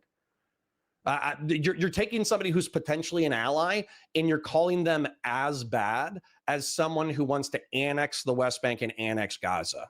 Yeah, I think that's fucked up, hypocritical, anti-Semitic. Yes. I don't think that's entailed by saying Zio shill. I mean, I think that people might mean different things when they say Zio shill, or call them people, supporters of Zionism, we know what or whatever. Is, right? But, it's like getting paid in order to espouse beliefs that you might not believe. It's like a perverse incentive. Yeah. What's your evidence that JD Vance is getting paid by Zionists? He might not be getting paid, but I think there's political incentive. I mean, Trump is getting paid by Zionists. Shill definition. Sorry, real quick. I just want to make sure that I'm using this word correctly. An accomplice of a hawker, gambler, or swindler who acts as an enthusiastic customer to entice or encourage others. So yeah, I don't even necessarily know if it's purely financial. I might describe Trump as a paid actor.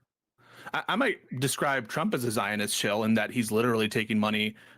Okay, so we agree that there's, if you are taking money, so for example, if you're taking a great deal of money from pro-Zionist institutions, you would be comfortable calling that Zionist shillism for any politician? Well, I would say money or political clout, because I don't think it just has to be money. But yeah, if you're like an enthusiastic Israeli propagandist who cannot bring yourself to criticize the state of Israel, then yeah, I think that Zio shill, while it might be a derogatory term, it's probably an accurate term.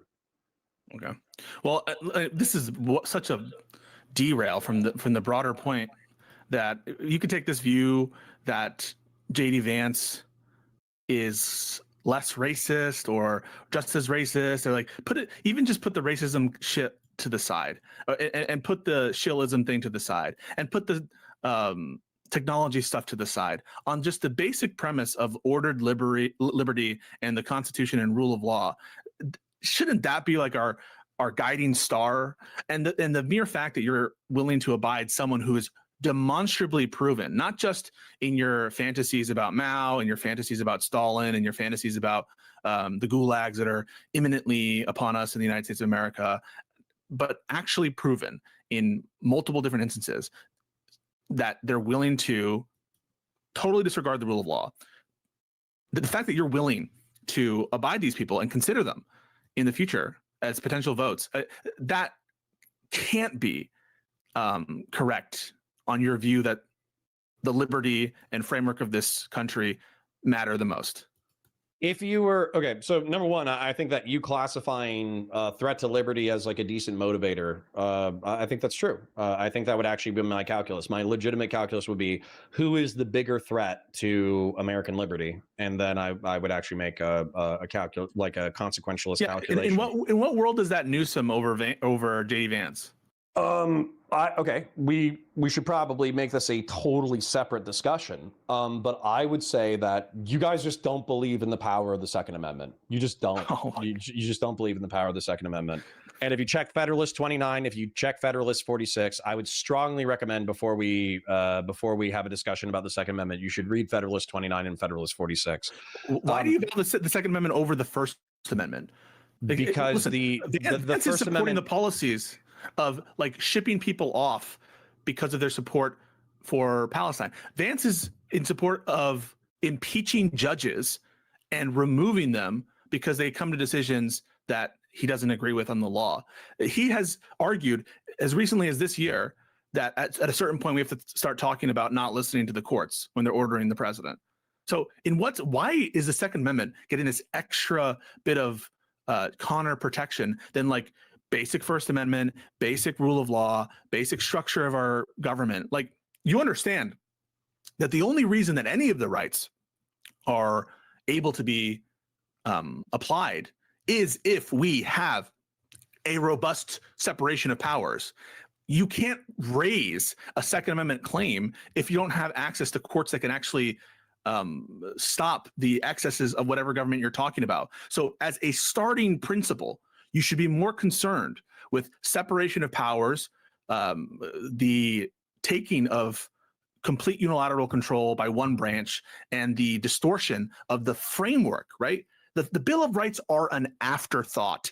The Bill of Rights aren't ratified at the time of the framing of the Constitution, right? It's an afterthought. It's a concession that is later implemented. What's more important to this country, even than the individual rights guaranteed by the Bill of Rights, is the framework and structure of the Constitution, which JD Vance, that is the structure that he's attacking. He's attacking it in terms of the checks by Congress and their appropriation powers. You talk about the Department of Education. Yeah, you think it's base, but it's a total application. I don't, by the way. I don't think totally gutting the DOE is base. I'm saying that people in the right wing do.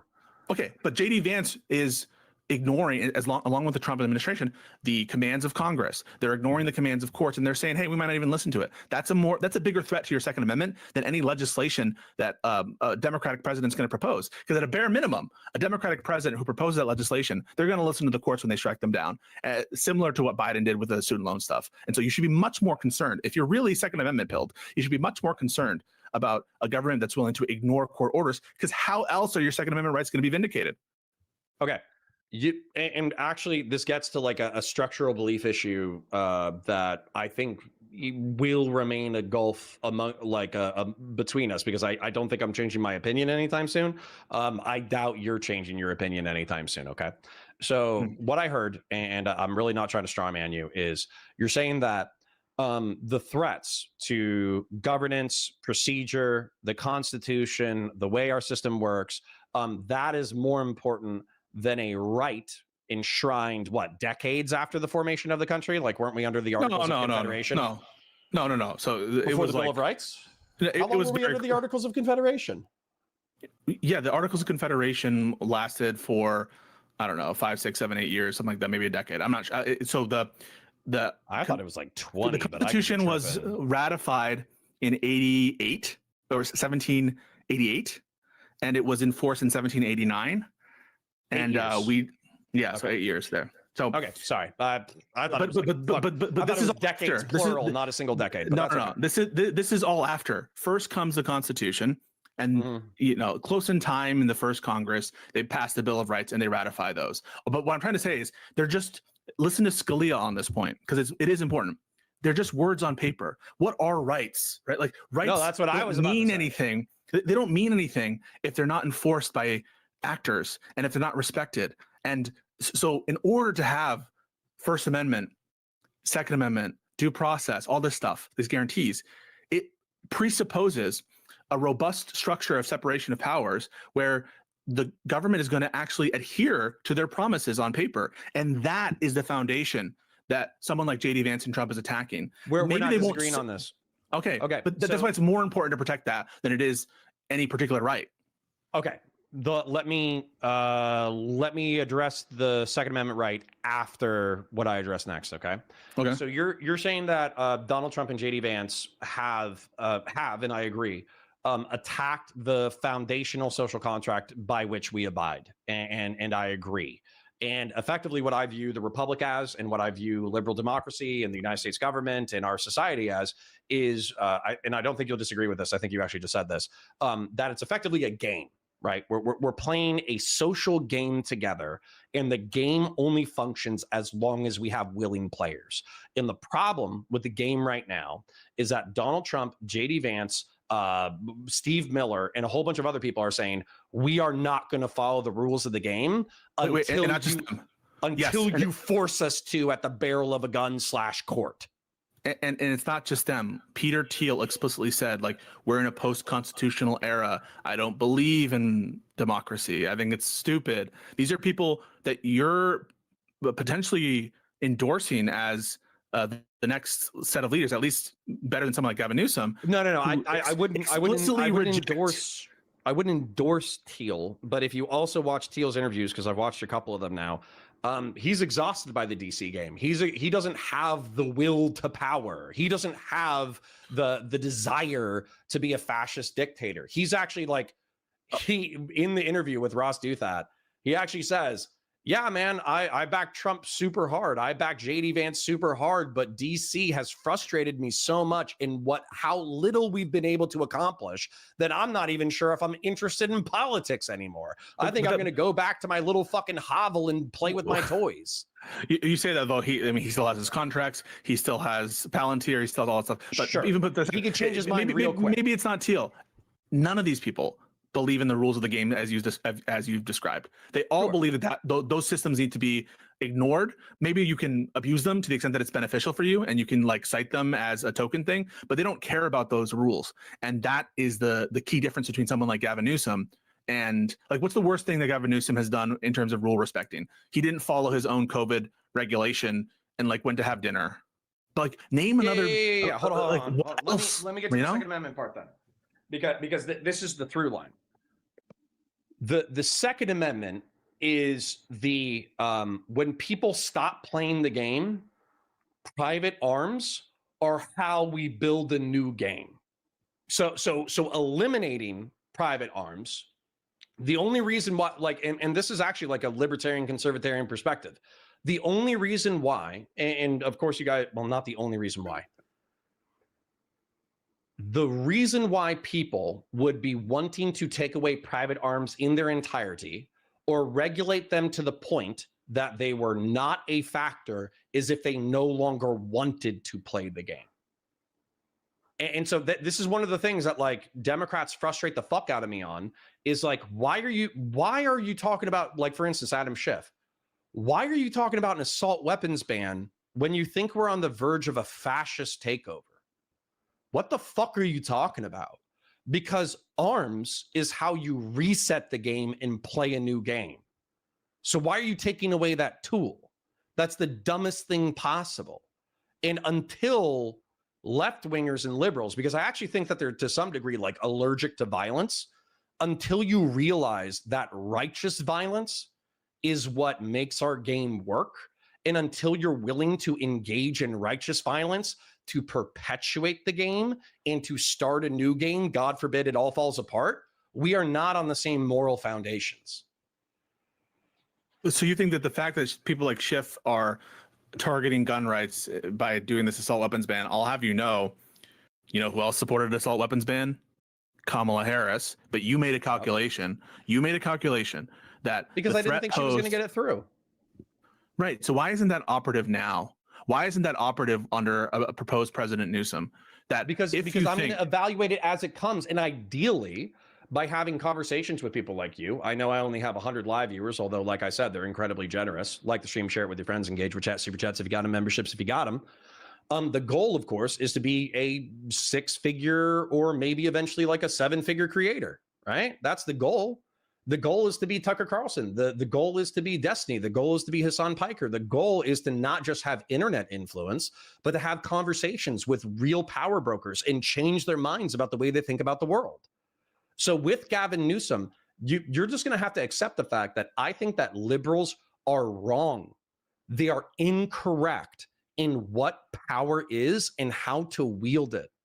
And so until you guys shift my way, I'm not going to say that I'm one of you. I'm not one of you. No. That's not even what I'm asking. That's not even what I'm asking. Put aside, I know that I'm not going to convince you. I could do a pragmatic vote for Newsom. No, I'm not saying that you could, right? What I'm saying is you're not taking a vote for JD Vance off the table. No, I'm not. In a way that you would take a vote for Trump off the table. Yeah. That is what I take to be the confusion. The confusion is thinking that the confusion because you're saying that JD Vance would have helped him do the thing that I say is the reason why I can't support Trump. Yes, among other things and worse things. I understand. Worse people, like arguably worse people in his ear. Number one, I don't think it's going to be worse people. But they have yes. These people, through incompetence, have killed hundreds of thousands or millions of people. Weirdly enough, that was also true of Bush. So the thing about it is like policy, millions of people because of Bush. What I don't understand. Hundreds of thousands, if not millions. So in Bush, through the war on terror, arguably killed hundreds of thousands of people. So my whole point is that it's going to be an evaluative criteria. It's going to be, how far left is the left going? Does the left understand power? Is the left willing to support the Constitution, win, lose, or draw? Are they trying to attack American liberty? Do they foundationally misunderstand the country? These are all going to be questions that I'm asking myself. And then what's the potential harm of the left? And then I'll be asking, what is the potential harm of the right? And by the way, maybe I'm being naive. I'm really hoping this is the bottom. I'm really hoping this is the bottom for the right wing. Nope. Really hoping. It's going to get worse before it gets better. Way worse. You think a Vance president? Sorry, real quick. If Donald Trump died, I don't even know if you believe this. If Donald Trump died tonight from a stroke, natural causes, passes out, Vance is president, you think JD Vance would be a worse president than Donald Trump? The only reason I think that maybe not is because he lacks the kind of zeal that Trump commands. That's what I said. That's the only reason in which I would be like, okay, I'll take just kick Trump out and let's. I also think he's smarter, but that's what I mean. I think he's more malicious. Trump is almost predictable. Trump is predictable and he's easy to charm, and he's kind of an idiot. Vance, I think, he overinflates his intelligence. I think that he's overrated in terms of how cerebral he is or whatever. But in general, I'm not confident that this is a person who I know how they work. That I know. Can I ask, how they work? It's like as far as I know, the JD Vance's Trojan horse into the presidency was largely because he's a political opportunist. If you look at him, he shifted his ideology 2 or 3 times over the past 2 decades, depending on what was politically expedient. As far as I know, as a Trojan horse for the Tealites, his job was tech deregulation and leaving Silicon Valley alone and maybe some tax breaks. That's what I think. And Teal already got his Palantir contracts. He already got all this kind of stuff. So my question is, that damage is done. What is on JD Vance's agenda that you think the destruction of the republic? The what? The destruction of the republic. This is a comment from Doobie real quick. Explicitly wants to destroy the republic. To what end? For what benefit? So first off, this is what Doobie says, $50 super chat, appreciate it. Connor wants to return to post 9/11 warmongering neocon headassery. Trump isn't ideological. Vance is full on dark enlightenment, technocratic nutbag, and he's far more intelligent. He'd do more damage. That's what Doobie says. You can respond to that or what I'm about to say. So I think that JD Vance is interested in power.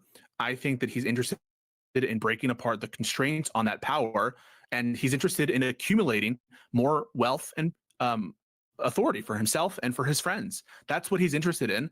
That's obviously what's motivating him, is to wear this facade for the purpose of getting more power. And him getting more power after Trump has kind of like opened Pandora's box, I think he would actually potentially have the wherewithal and dedication and patience in a way that Trump does not, to successfully destroy the remaining guardrails of the republic.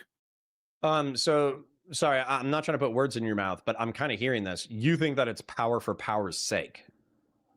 I think it's power for the sake of power, but not just of himself, of also his friends, and promoting this kind of like conservative vision that is a little bit more in the weeds, intelligentsia based folk like Curtis Yarvin. Like, he is a supporter and follower of Curtis Yarvin, right? Can we talk about that real quick? Yeah. So this is what I've had a conversation with Yarvin, and I'm vaguely familiar through people in chat. So what I think Yarvin believes, based off of my conversation and also what I've heard of his writings, and somebody you can correct me, or somebody in chat can correct me, is effectively that there was an existent power structure within the pre-Enlightenment society, and it was relatively ordered, where you have God at the top, king beneath that, the feudal lords, all that kind of stuff, the peasant class, this, that, the other, and you had the church and you had the family. And so that social order, while, let's be real, medieval Europe was quite chaotic, it formed like the cathedral of hierarchy, effectively. And what's happened in the Enlightenment era is that those things have been supplanted. Where God was, there's just a void. Nobody really specifically has to worship God. There's kind of this like moral ephemeralness at the top. There's the presidency and the secular governments, but that doesn't necessarily offer that much structure. Right there? I just want to pause right there, because you're using the term the cathedral that Yarvin uses. My understanding is that they do view that there's a cathedral in these modern societies, and that is the media, that is the universities, that is the the actors, Hollywood, and the establishment political class. And that's replaced the old order. Right. And what they want to do is replace those people with themselves for the benefit of their elite class, and to make them the feudal lords over this tech anarchic society. Yeah. But they want to get rid of democracy. Like, Curtis Yarvin does not believe in a Republican form of government. Peter Thiel explicitly does not believe in a Republican form of government. J.D. Vance is buoyed and ideologically related to this emerging tradition. So do I think that J.D. Vance has designs that are in line with his ideological goals of power accumulation to his elite oligarch friends? Yes, that is an existential threat. But hold on. The ideal, of course, would be totally unmoored from the Constitution of the United States. It would be to destroy the Constitution of the United States and eliminate even representative democracy. Okay, that would be the plan. But my point is, I don't think there's any kind of political will, because these people talk about political will and people and populism and all that kind of stuff. They talk about that shit all the time as well.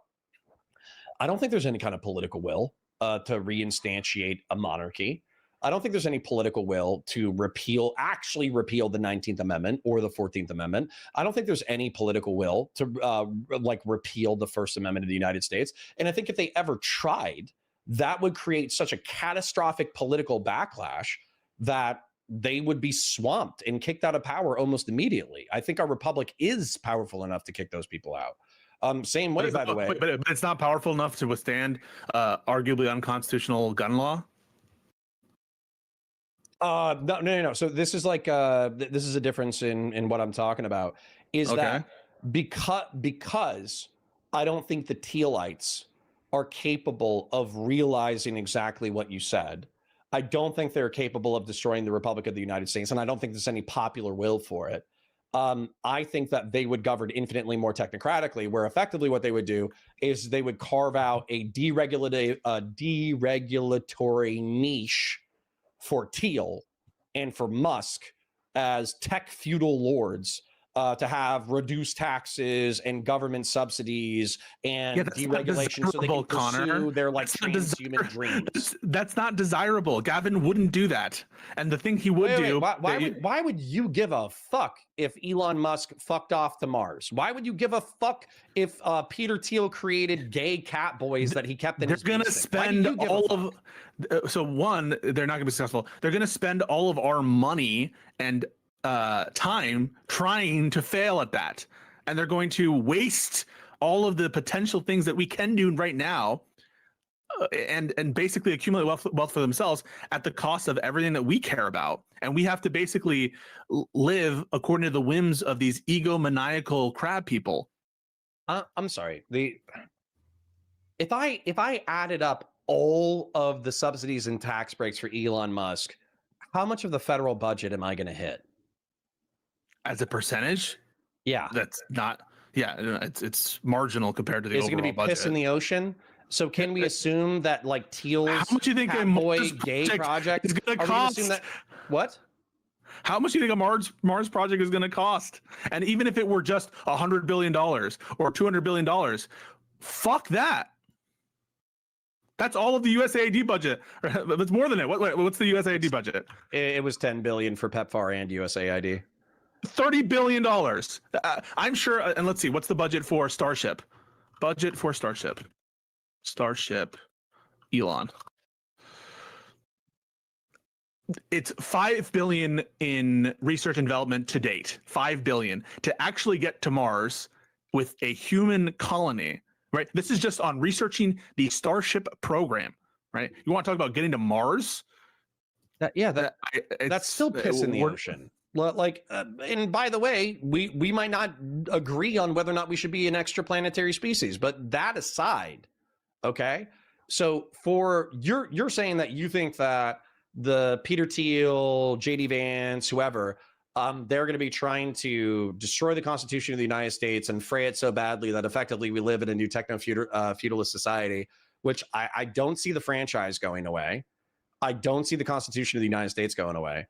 What I'm saying when it comes to Gavin Newsom, let's say Gavin Newsom comes up with like, I don't know, some fucking wealth tax. As a matter of fact, wait, can you pause? Sure.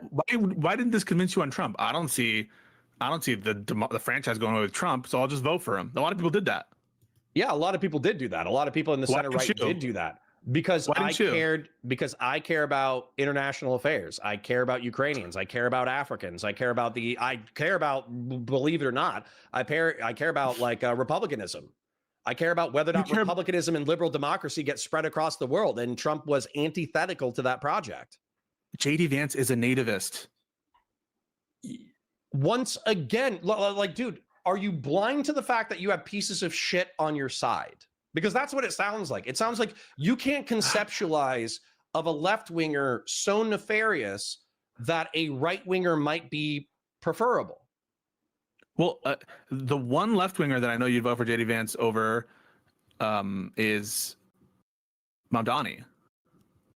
I would vote for JD Vance over Mamdani. Do you know who I would vote for over JD Vance automatically, even though he's a staunch gun guy or anti-gun guy? Who? Mark Kelly.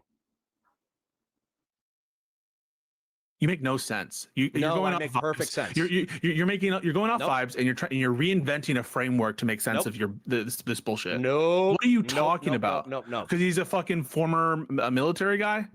Not just because he's a former military guy, exactly because what he's been doing over the past 72 to 96 hours. Okay. Mark Kelly took a principled stance against the Trump administration. He told the military, hey, you might be asked to do you might be given illegal orders, and I want you to disobey those. That is your job. That is your duty through court-martial or death. It is your job to follow the Constitution of the United States over the President of the United States. That is just a statement of fact. That is just true. And who's attacking Mark Kelly? I'm not done yet. I'm going to glaze Mark Kelly. And what happened after that is Donald Trump said anybody who participated in the Seditious Six like PR stunt deserves capital punishment.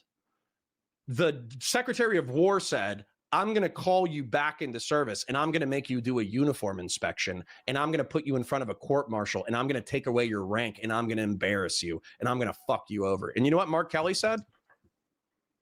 He said, fuck you.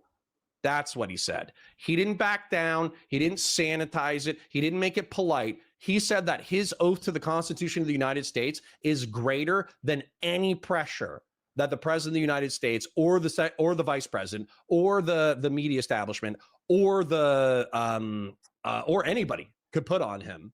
And as a result, he prioritizes the Constitution and his oath to the Constitution of the United States that he served 30 years in order to do it. He stood on business and he told the Trump administration to go fuck itself.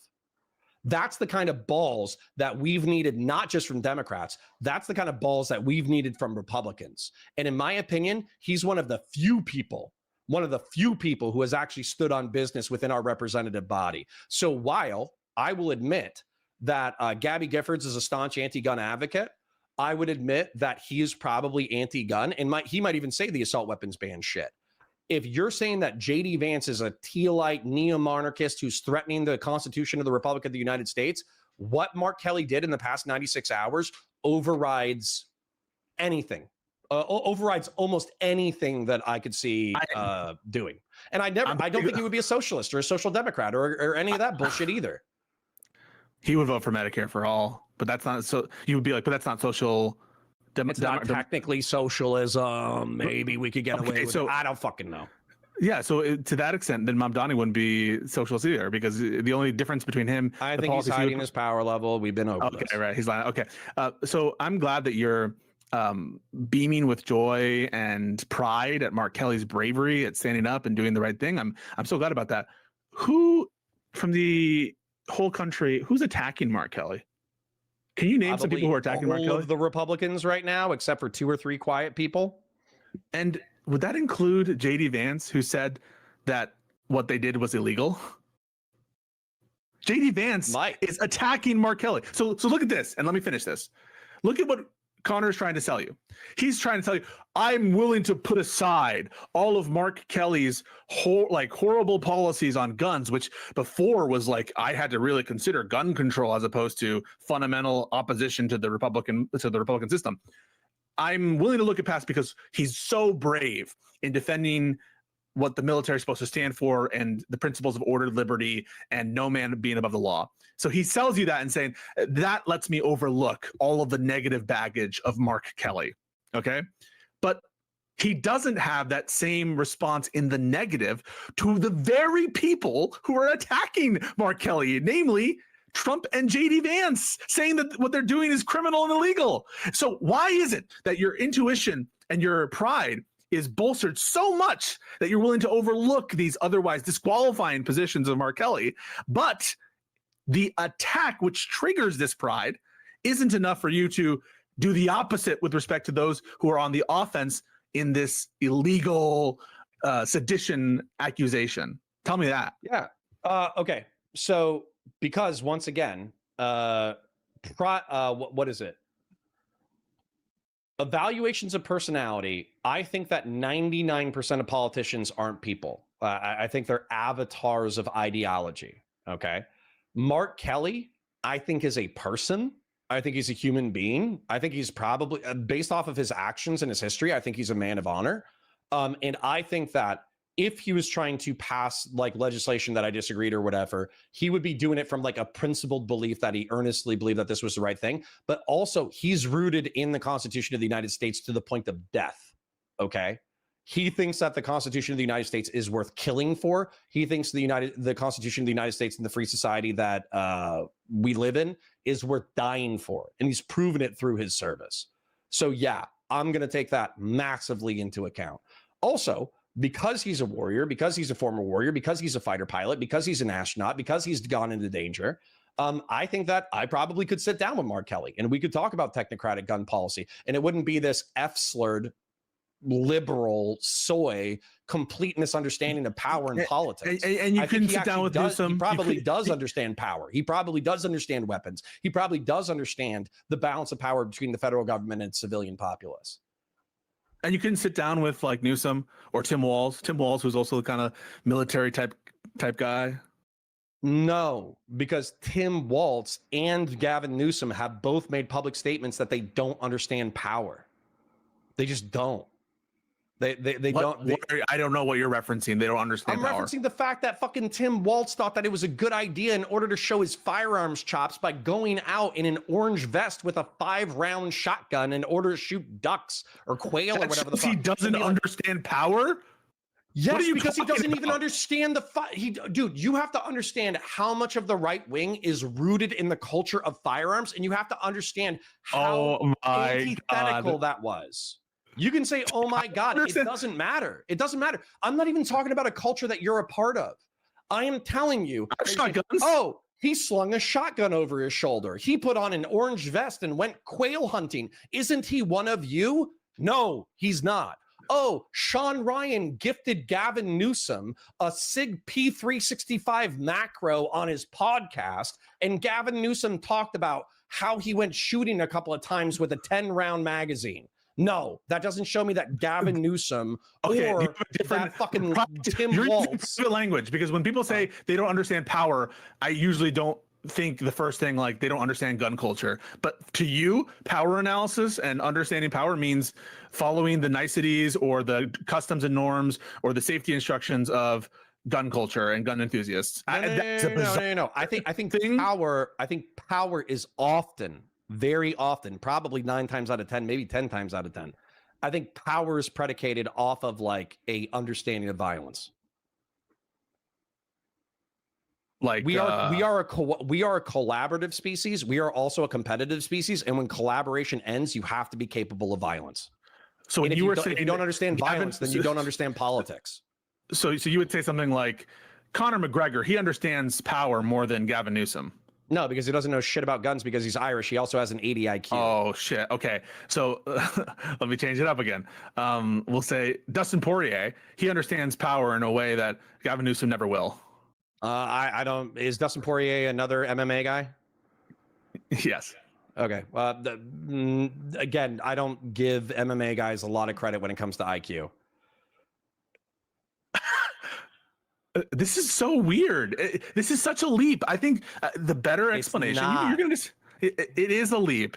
The better explanation is you think that Mark Kelly's kind of like a badass, like fucking masculine type guy, and Tim Walz kind of like this soy little dad who let's cut to the heart of it. Children. Let's cut the bullshit. Let's cut the bullshit. What do you think power is?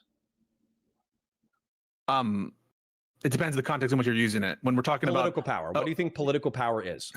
Yeah, an understanding of, and so an understanding of power, I take that to be a comprehension and apprehension of what it takes to get and your desires enforced in society. Okay. And how do you enforce your desires in society? Through various different mechanisms, depending on whatever governmental system you have, including, passing laws, ordering people with guns, getting money extracted. There's very different ways in which it's a broad concept, and different governments sort of enforce the desires of the leader in different ways. Okay, so when those mechanisms fail, what enforces those mechanisms? If the mechanisms fail, I think by definition, there's a contradiction there. If a mechanism fails, how do you enforce a mechanism that's failed? Do you mean how do you enforce those? If somebody resists arrests or doesn't pay their taxes willingly, how do you get them to pay their taxes? How do you get them incarcerated and in front of a judge? You force them. Okay, so we at least got there. Okay, so force. Okay. Yeah, but it doesn't require a specific knowledge of the ways in which force is applied at the micro level. It would, that's not the like sort of means of power, or like the analysis that we're talking about, or I didn't understand it you'd be talking about, is like power in the sense of operational capacity and use of firearms directly. Usually when we're talking about politicians and we're speaking of power, we're talking more of like the institutional power, or the ability to get people who do know how to do that thing to like work for you. So like we have a lot of fatties and old people and people who never seen a gun or held a gun are able to wield political power, right? Like Nancy Pelosi wielded political power. She didn't need to know like the 5 gun safety rules or whatever. Sure. But I think Nancy Pelosi and any politician, and this is actually like a frustration that I have with anti-gun people across the entirety of the political spectrum, is that ultimately, like at the end of the day, if everything falls apart, then you have to deal with the micro levels of force. So when you're talking about taxes not coming in, you have to send law enforcement in order to enforce taxation. When people aren't obeying legislation, you have to send law enforcement in order to enforce it. If you're being invaded, you have to have a military that repels an invasion. If you have a riot or if you have anything like that, then you have to have some form of security apparatus, whether that's militia or whether that's law enforcement. Granted, when collaboration fails, you have to understand force. And what I think is missing from the private arms component is that, again, I would recommend you read Federalist 29 and you read Federalist 46. I read all the Federalist papers. Hold on, I want to finish this. This is important. Mm-hmm. The whole conception of the Second Amendment, the whole conception of Federalist 29 and Federalist 46 is that we are a society that is capable of collaboration and competition, and power must be balanced. Power cannot be concentrated in an individual institution. Power cannot be collected in a single political body or even a single security apparatus. Power must check power. And so the ultimate check against government power is an intelligent, educated, armed, capable populace. And what it sounds like when liberals talk about gun control, they're not saying, hey, let's become more competent. Let's become more educated. Let's be more capable of force. Let's understand force and violence more desperately. It's more of, I want to ignore this part of the human condition because I don't like it because it's uncomfortable.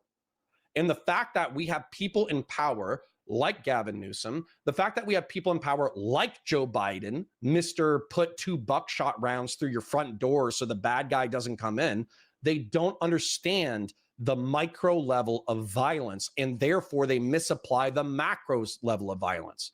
Sorry, real quick. When Joe Biden says, oh, you think private arms are going to do anything? You have to compete with F-15s. He doesn't understand violence. That's the leader of the free world. That's important. So yeah, I think Mark Kelly understands violence. And I think that Gavin Newsom wants to create a more miseducated population.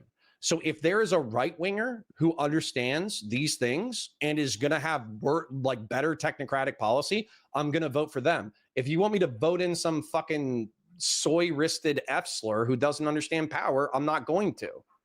JD Vance, he understands power because he's had military training, I guess. I mean, he's a former Marine. He's a pogue. But yeah, he probably understands the micro level of power relatively well. In that he's able to wield a gun, and you don't think not just that he probably also understands. You know, Tim Walz was a firearms instructor. He was a sharpshooting instructor.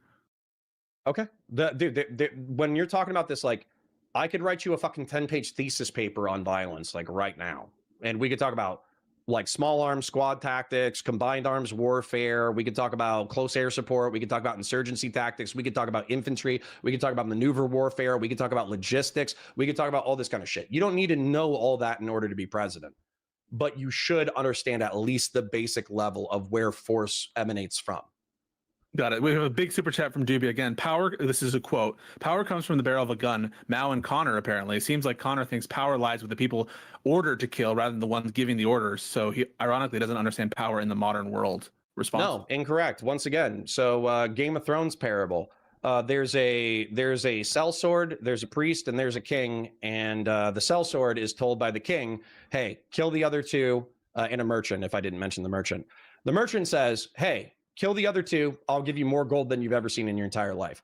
The king says, kill the other two, and I'll give you lands, titles, I'll give you a princess, I'll give you endless amounts of political power. The priest says, kill the other two, and I'll make sure that you get into heaven. Who does the sellsword kill and why? You asking me? I mean, I know the answer that Varys gives.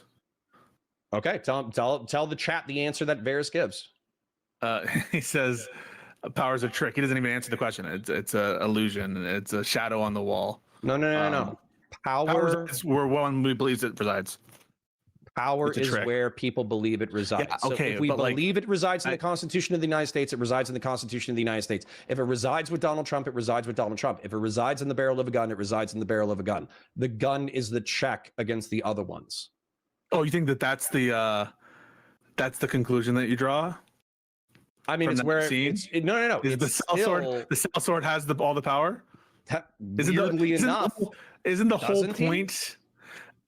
No, isn't the whole point of that power? Power is where you believe it to be, right? So, and that's not necessarily the one who's has the sword or the gun in this case. Another super chat says, so Connor doesn't take into consideration character at all for JD, but gives it positive weight for Kelly. Why not evenly apply the judgment with respect to character? Because then I would have to disclude be consistent. 70%. I would have to disclude 70% of the Republican Party. If that is the answer, so be it. And also, I couldn't have voted for Kamala Harris. Why? She has way better character than Trump. She has way better character than Trump. That doesn't mean that she's necessarily a good person. Okay. Doobie, another super chat, massive. He's speaking like he thinks Trump has no power because he probably couldn't handle a firearm. Just head assery. Should we give up voting for gladiator matches? Does violent steroid junkie understand power more than Biden? I understand power more than Biden, yeah. More than Doobie, certainly. I think Doobie's not listening. I think Doobie's being a contrarian to be a contrarian. I think also he's super chatting you to piss me off. I think Doobie's playing mind games with me. Well, here's what I'll say. I'm a little disappointed because, and I'll give my concluding thoughts. I'll give you let you do the concluding thoughts. If you have other stuff you want to talk about, I'm still free. I know that I've been keeping you way over time, and so I do really appreciate it. But my concluding thoughts are these. I think all the reasons that you decided that you couldn't stomach voting for Trump, not just that you would vote for Kamala, someone who you have profound misgivings about in terms of policy and, as you just mentioned, in terms of character, that all of those reasons are present in JD Vance, except perhaps this kind of cult of personality that Trump has as opposed to JD Vance. But maybe in replace of that cult of personality, you have additional negative criteria at JD Vance, namely the fact that he does seem to have like a dark vision for this country and is ideologically supportive of people who fundamentally do not believe in the thing that you were trying to preserve with your vote, the maintenance of the republic and its structure. And I just don't see any countervailing reason that would cause you to like be concerned about a Democrat in that context, such that you should say pretty much dispositively right now, I'm not really going to consider voting for JD Vance unless something insane happens. Namely, any kind of gun legislation that you're worried about. You got to leave soon. The Democrat president's going to respect the courts if they decide it's lawful or not lawful. If the court, which is overwhelmingly conservative and supportive of gun rights, if they decide it's unconstitutional, you can bet your bottom dollar the Democrat is going to follow the law on that. And they're not going to, and even if they wouldn't do it, you have like the take the gun from my cold hands response from a lot of gun owners, which probably would be the response from a lot of gun owners. So all this issue of like practicality that don't concern you as much, I guess, with JD Vance, because you don't think that JD Vance could do additional significant damage to our constitutional system because like the people wouldn't stomach it. That's there's parity on that on the gun front with respect to Democrats. And then separately, it just seems like an inconsistent standard in applying like Mark Kelly, whose policies I don't see any daylight between Mark Kelly and like Newsom, at least not any significant one. Maybe on Tim Walz, he's like a little bit more populist in some of his agenda and socially liberal, but that is things that I don't even think that you're necessarily against. Like he's talking about having universal lunches and even some form of public option, which I don't even know that you're principally against. It seems so odd to focus on like Mark Kelly's stand for rule of law, democracy, and really value those principles in his kind of defiant stand against Trump in this latest thing about not following illegal orders, but then to ignore who is on the other side of that and who is actually trying to take him to task for saying that. And it's Trump and JD Vance and all the normal people there. So in general, I just like, you are far too limited in your disgust of Republicans. And it's, I think, pretty exclusively on Trump. Not entirely, but you would forgive a lot of these people. You would forgive DeSantis and you would forgive Haley, and definitely and you would forgive JD Vance if I guess Newsom or some other normie Democrat who doesn't understand power, by which you mean how to fire a gun or gun culture. And that I think is so bizarre and ad hoc, and it seems to be constructed to support an unjustifiable vibes position. But I'll let you have the final word. Thank you. So what I would say is, I think that. Sorry, what's that? I was just thanks for the memberships, but go ahead, sir. Oh, okay. And Doobie, thanks for the 50, by the way, back in the day. I think I already read that one. But the Kickstarter. Oh, okay. Sorry.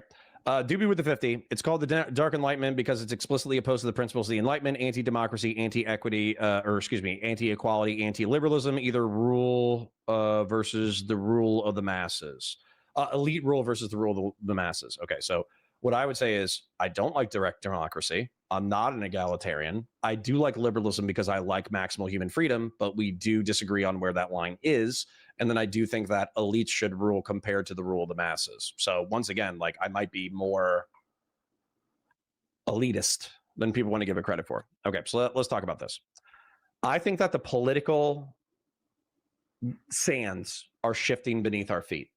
I think that the Republican Party, at least 50 to 60% of the Republican Party has been co-opted by a economic populist right-wing demagogue, and it's reshaped the party in ways that are probably going to echo for the next, probably for decades. But that person in their cult of personality is losing power. And I expect more establishment types to reassert power once he's gone.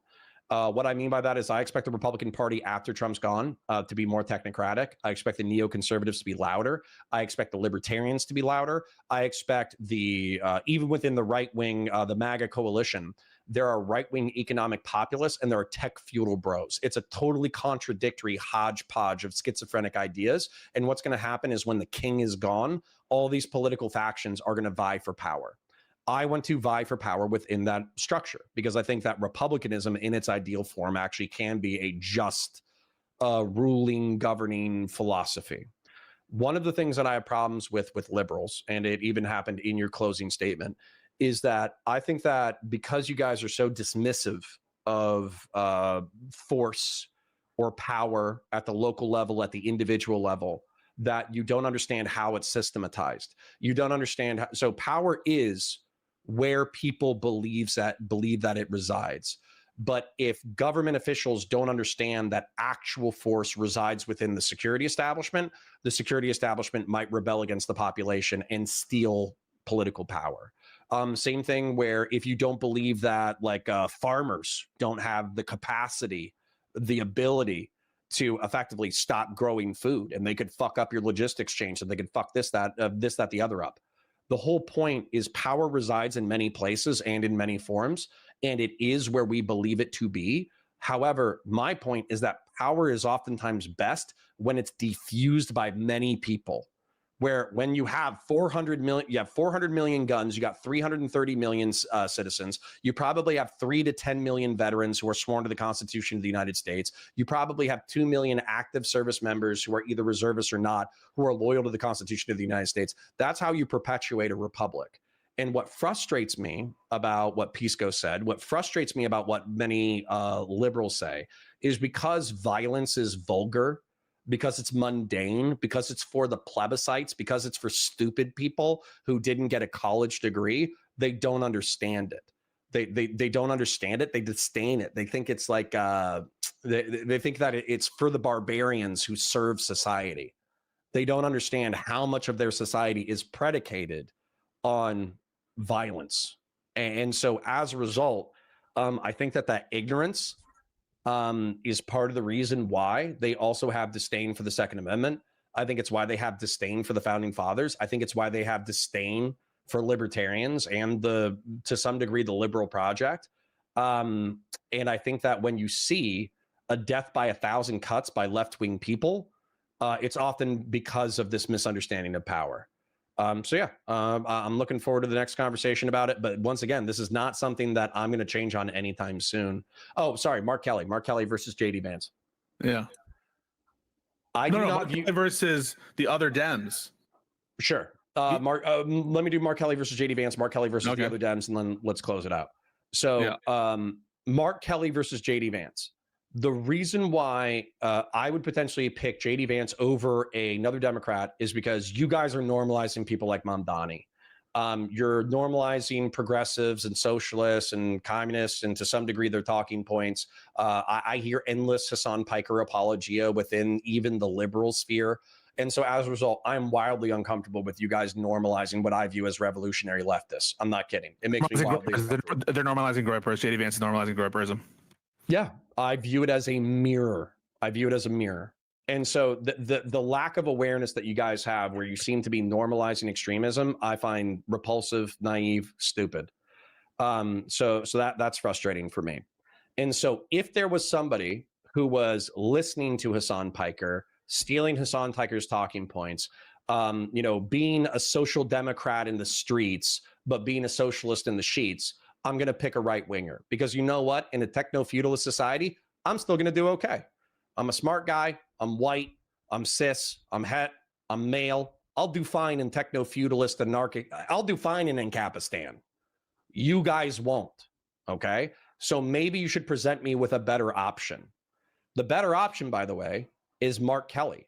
Mark Kelly is somebody who's loyal to the Republic, loyal to the Constitution of the United States, understands power. If we disagree on gun legislation, I think that I would be able to talk to him in such a way that he would at least understand my perspective, whereas you guys are largely wholly ignorant of it. And as a result, I would obviously pick Mark Kelly on a personality basis, maybe not on a policy basis, but I do think that he would try to govern justly. I do believe him. I do think he's earnest. I do think he's taken risks for the Republic through his military service, through his astronaut career, through his public service as a senator, and through what he's done in the past 96 hours. I genuinely believe him to be an earnest and honorable man. And then finally, him versus other Democrats. Yeah. No offense. The path to hell is paved with good intentions. I like abundance liberalism.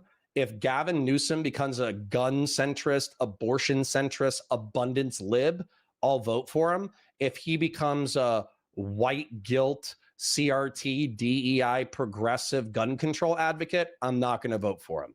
And that's up to you guys, not me. So, yeah. Hey, Connor, thank you so much for postponing your conversation with Dan Pace. Yep. I really appreciate it. This is a huge issue, and we're going to have to return to it over time, because I don't think, if this is true, what you're describing to me, and it's not just you trying to do a little virtue signal to the Republicans that may be watching you, I think that, yeah, you can't call yourself a Democrat. If you are open to voting for JD Vance on this basis, on this like what I think is a bizarre set of frameworks, like I'm concerned about your vote in the next presidential election, or even in the midterms, frankly. It doesn't seem like you're taking the fight against Trump that seriously, if this is your position. And I think that by this logic, you have no problem voting for any given congressional Republican candidate for office. That is concerning to me. But what can you say? I said you would have the last word, so I'll let you respond to that. No, it's all good. To quote the great Antifa general, Joseph R. Biden, don't compare me to the almighty, compare me to the alternative. Give me a good alternative. All right. Anyways, I'm going to run. I got shit to do, but parasocial love to you and yours. And I'll catch you soon. Happy Thanksgiving, bro.